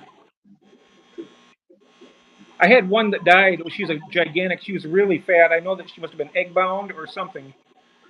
But the rest of them are doing fantastic. Yeah, really nice there. In the black mollies actually get babies out of this tank. They'll hang up in this plants up here, the babies, and then they'll get big enough where they can't be eaten. There's a few survivors in here already. There's some right there. The mollies. This is a 20-gallon long here. This is where I have my betta chinoides. They are a wild type. Let me see if I can see any of them. They may be. Take a look around here. They must be back behind the sponge filter, maybe. Or are they up here? This is my secondary group of blue star endlers also. And you can see how the Ludwigia is growing here. I need to trim that a while. That bent over because I should have trimmed it up probably a couple weeks ago. Got more over here. That's an African water fern I have attached to that rock there in the back. It's not dying, but it's not really growing very fast. I may need to add some more fertilizer to the tank. I'm gonna have a seat here for this one because I got to move the light around to see the albino cribs. Look at this. Look at all that. Wow. Look at all the aerial roots coming down here. See all those roots? That's crazy. That's a really healthy plant. I got to get in here. That's why I don't have any light in here because it's blocking out all the light. Once I get that trimmed up really well, it should be a lot better.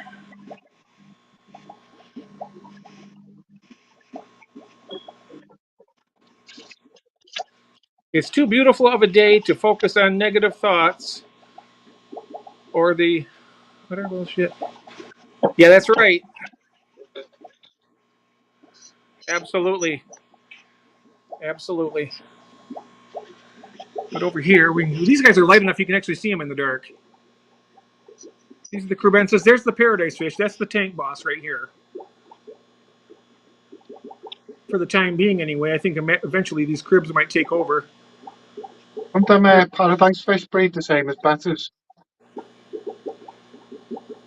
The crubensis? Oh, the paradise fish. Oh, the Don't they have paradise same? fish. Oh, they breed Don't like they have the betters. similar? They breed Yeah. somewhat similar to betters. They'll build a bubble nest up in the plants. They'll wrap, and then the male and female will put the eggs up in the bubble nest. And then from that point, you want to remove all the other fish out of the tank, leave the male for a while. And then once the fish start hatching and become free swimming, then you want to take him out too. I wouldn't mind trying to breed him. Honestly, I just love those paradise fish. Yeah, I think in the UK, I think a lot of people are getting into the temperate side of the hobby now with the cooler waters. So Yeah. paradise fish is a good fish for that, isn't it? So Oh yeah, paradise can go with a no heater. I mean, definitely they can. They're good, and they say like from 59 degrees, which is what, about 12 degrees Celsius. I'm not sure exactly what the temperature would be. 15 degrees Celsius probably on up. But here I know they can go in cool water and breed. I keep most of these tanks down here. I think I keep them around between 76 and 78 degrees. And this is the tank where I had the battle with the. See, there's a female cherry barb here. I have two females and one male, and that male right there was trying to breed with them, and the male cherry barb didn't want to have it. So that's when they were locking jaws, and I've never seen that before. They're supposed to be very peaceful fish, the cherry barbs, and the mollies aren't all that aggressive, but it was interesting to see that. Nobody got hurt, of course. Hey, hello, Mark. Welcome. Mark Strelson's in the house. Hi, Mark. And I might have missed somebody. If I missed anybody, I'm really sorry. I just been running my jaw here, taking my camera around, showing some of the fish. I can't wait till these get paired off completely. I think that's a female right there. That one, yeah. Starting to get a little pink on her tummy a little bit. So there's the male cherry barb right back there. Yeah, he's something else. He's a real pretty brave fish. He's beautiful too. Yeah, I can't wait to get these guys breeding. I love these nice fish. I can see them from across the room. Oh, kind of scaring them a little bit with the camera. So, but yeah. Turn this puppy back around here. If you put I'm in the green room again. Well, the pipefish is right out now. Oh, great! I'll be right there and do that. Okay. Okay, let me go ahead and put myself out of exit. All right, in the green room we got the pipefish. Add to stage. There you Okay, go. and right here, and There you go. okay. Oh wow! What are you feeding those, Arnold? Cyclops and Daphnia. The only live food, or can they eat prepared foods? Frozen food, so it's frozen Daphnia and Cyclops, and then obviously live Daphnia. Oh, okay. I bet they eat live baby brine shrimp too. I imagine. Yeah, they've got such tiny mouths. Bless them. Okay. That's really interesting looking. Yeah. Yeah, like I say, they mate, and then the male keeps the babies in a pouch, Oh wow. just like seahorses. So that's cool. yeah, I thought there's something different. So, but yeah, they are cool.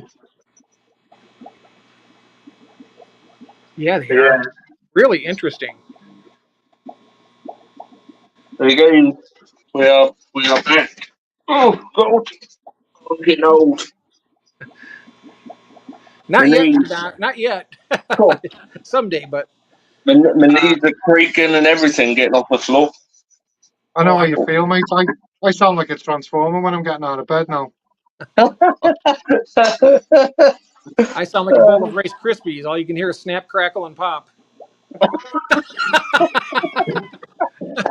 Sound like the bones Oh, breaking. yeah. Oh, oh, that was great. That was. Yeah. So, Oh, dear. my good friends, I think we should wrap it up here. I really I had a lot of fun. I hope everybody else did too. Yeah, it's been Um, cool. Yeah, yeah. definitely, mate. Yeah, Been fun as always. What I need to do is get on here and just let you guys show your stuff and talk. I tend to get rolling. My mouth just starts waffling. I can sit there and watch you tour your fish room all day long.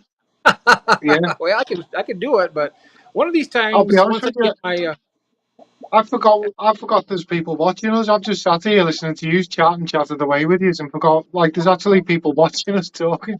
oh yeah, yeah, Yeah, one, there's been around 30 people watching. yep. Yeah. Yeah, You We've been forget, going on don't you, for a when good you long. chat away to each other? It's just like a Zoom chat or something. So Basically, kind of like a Zoom chat that everybody else can just partake in and comment, and yeah, it's fun. It's fun. Um, and we're gonna try I, and I absolutely I absolutely love doing YouTube and like I've watched this for a few months and like I think it's an absolutely cracking platform. I don't think anyone is doing the same thing on YouTube. So for me, I think it's brilliant. Do you know what I mean? It's mm, like really unique. yeah, oh yeah. definitely.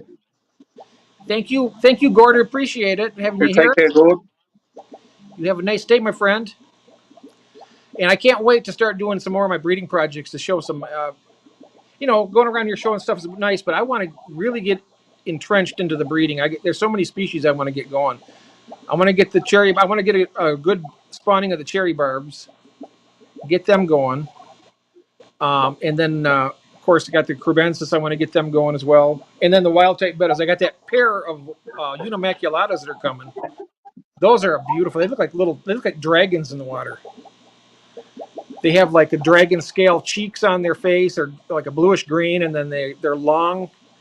They're a little on the aggressive side, but I I mean, think I think your Cabenzas are almost ready to breed anyway. yeah, I think they are getting very close. I was just looking. I thought I seen a fry for a second, but it's not. Oh, yeah, it would be that would be something where I just think, think about breeding. Oh, wait, there's some fry there.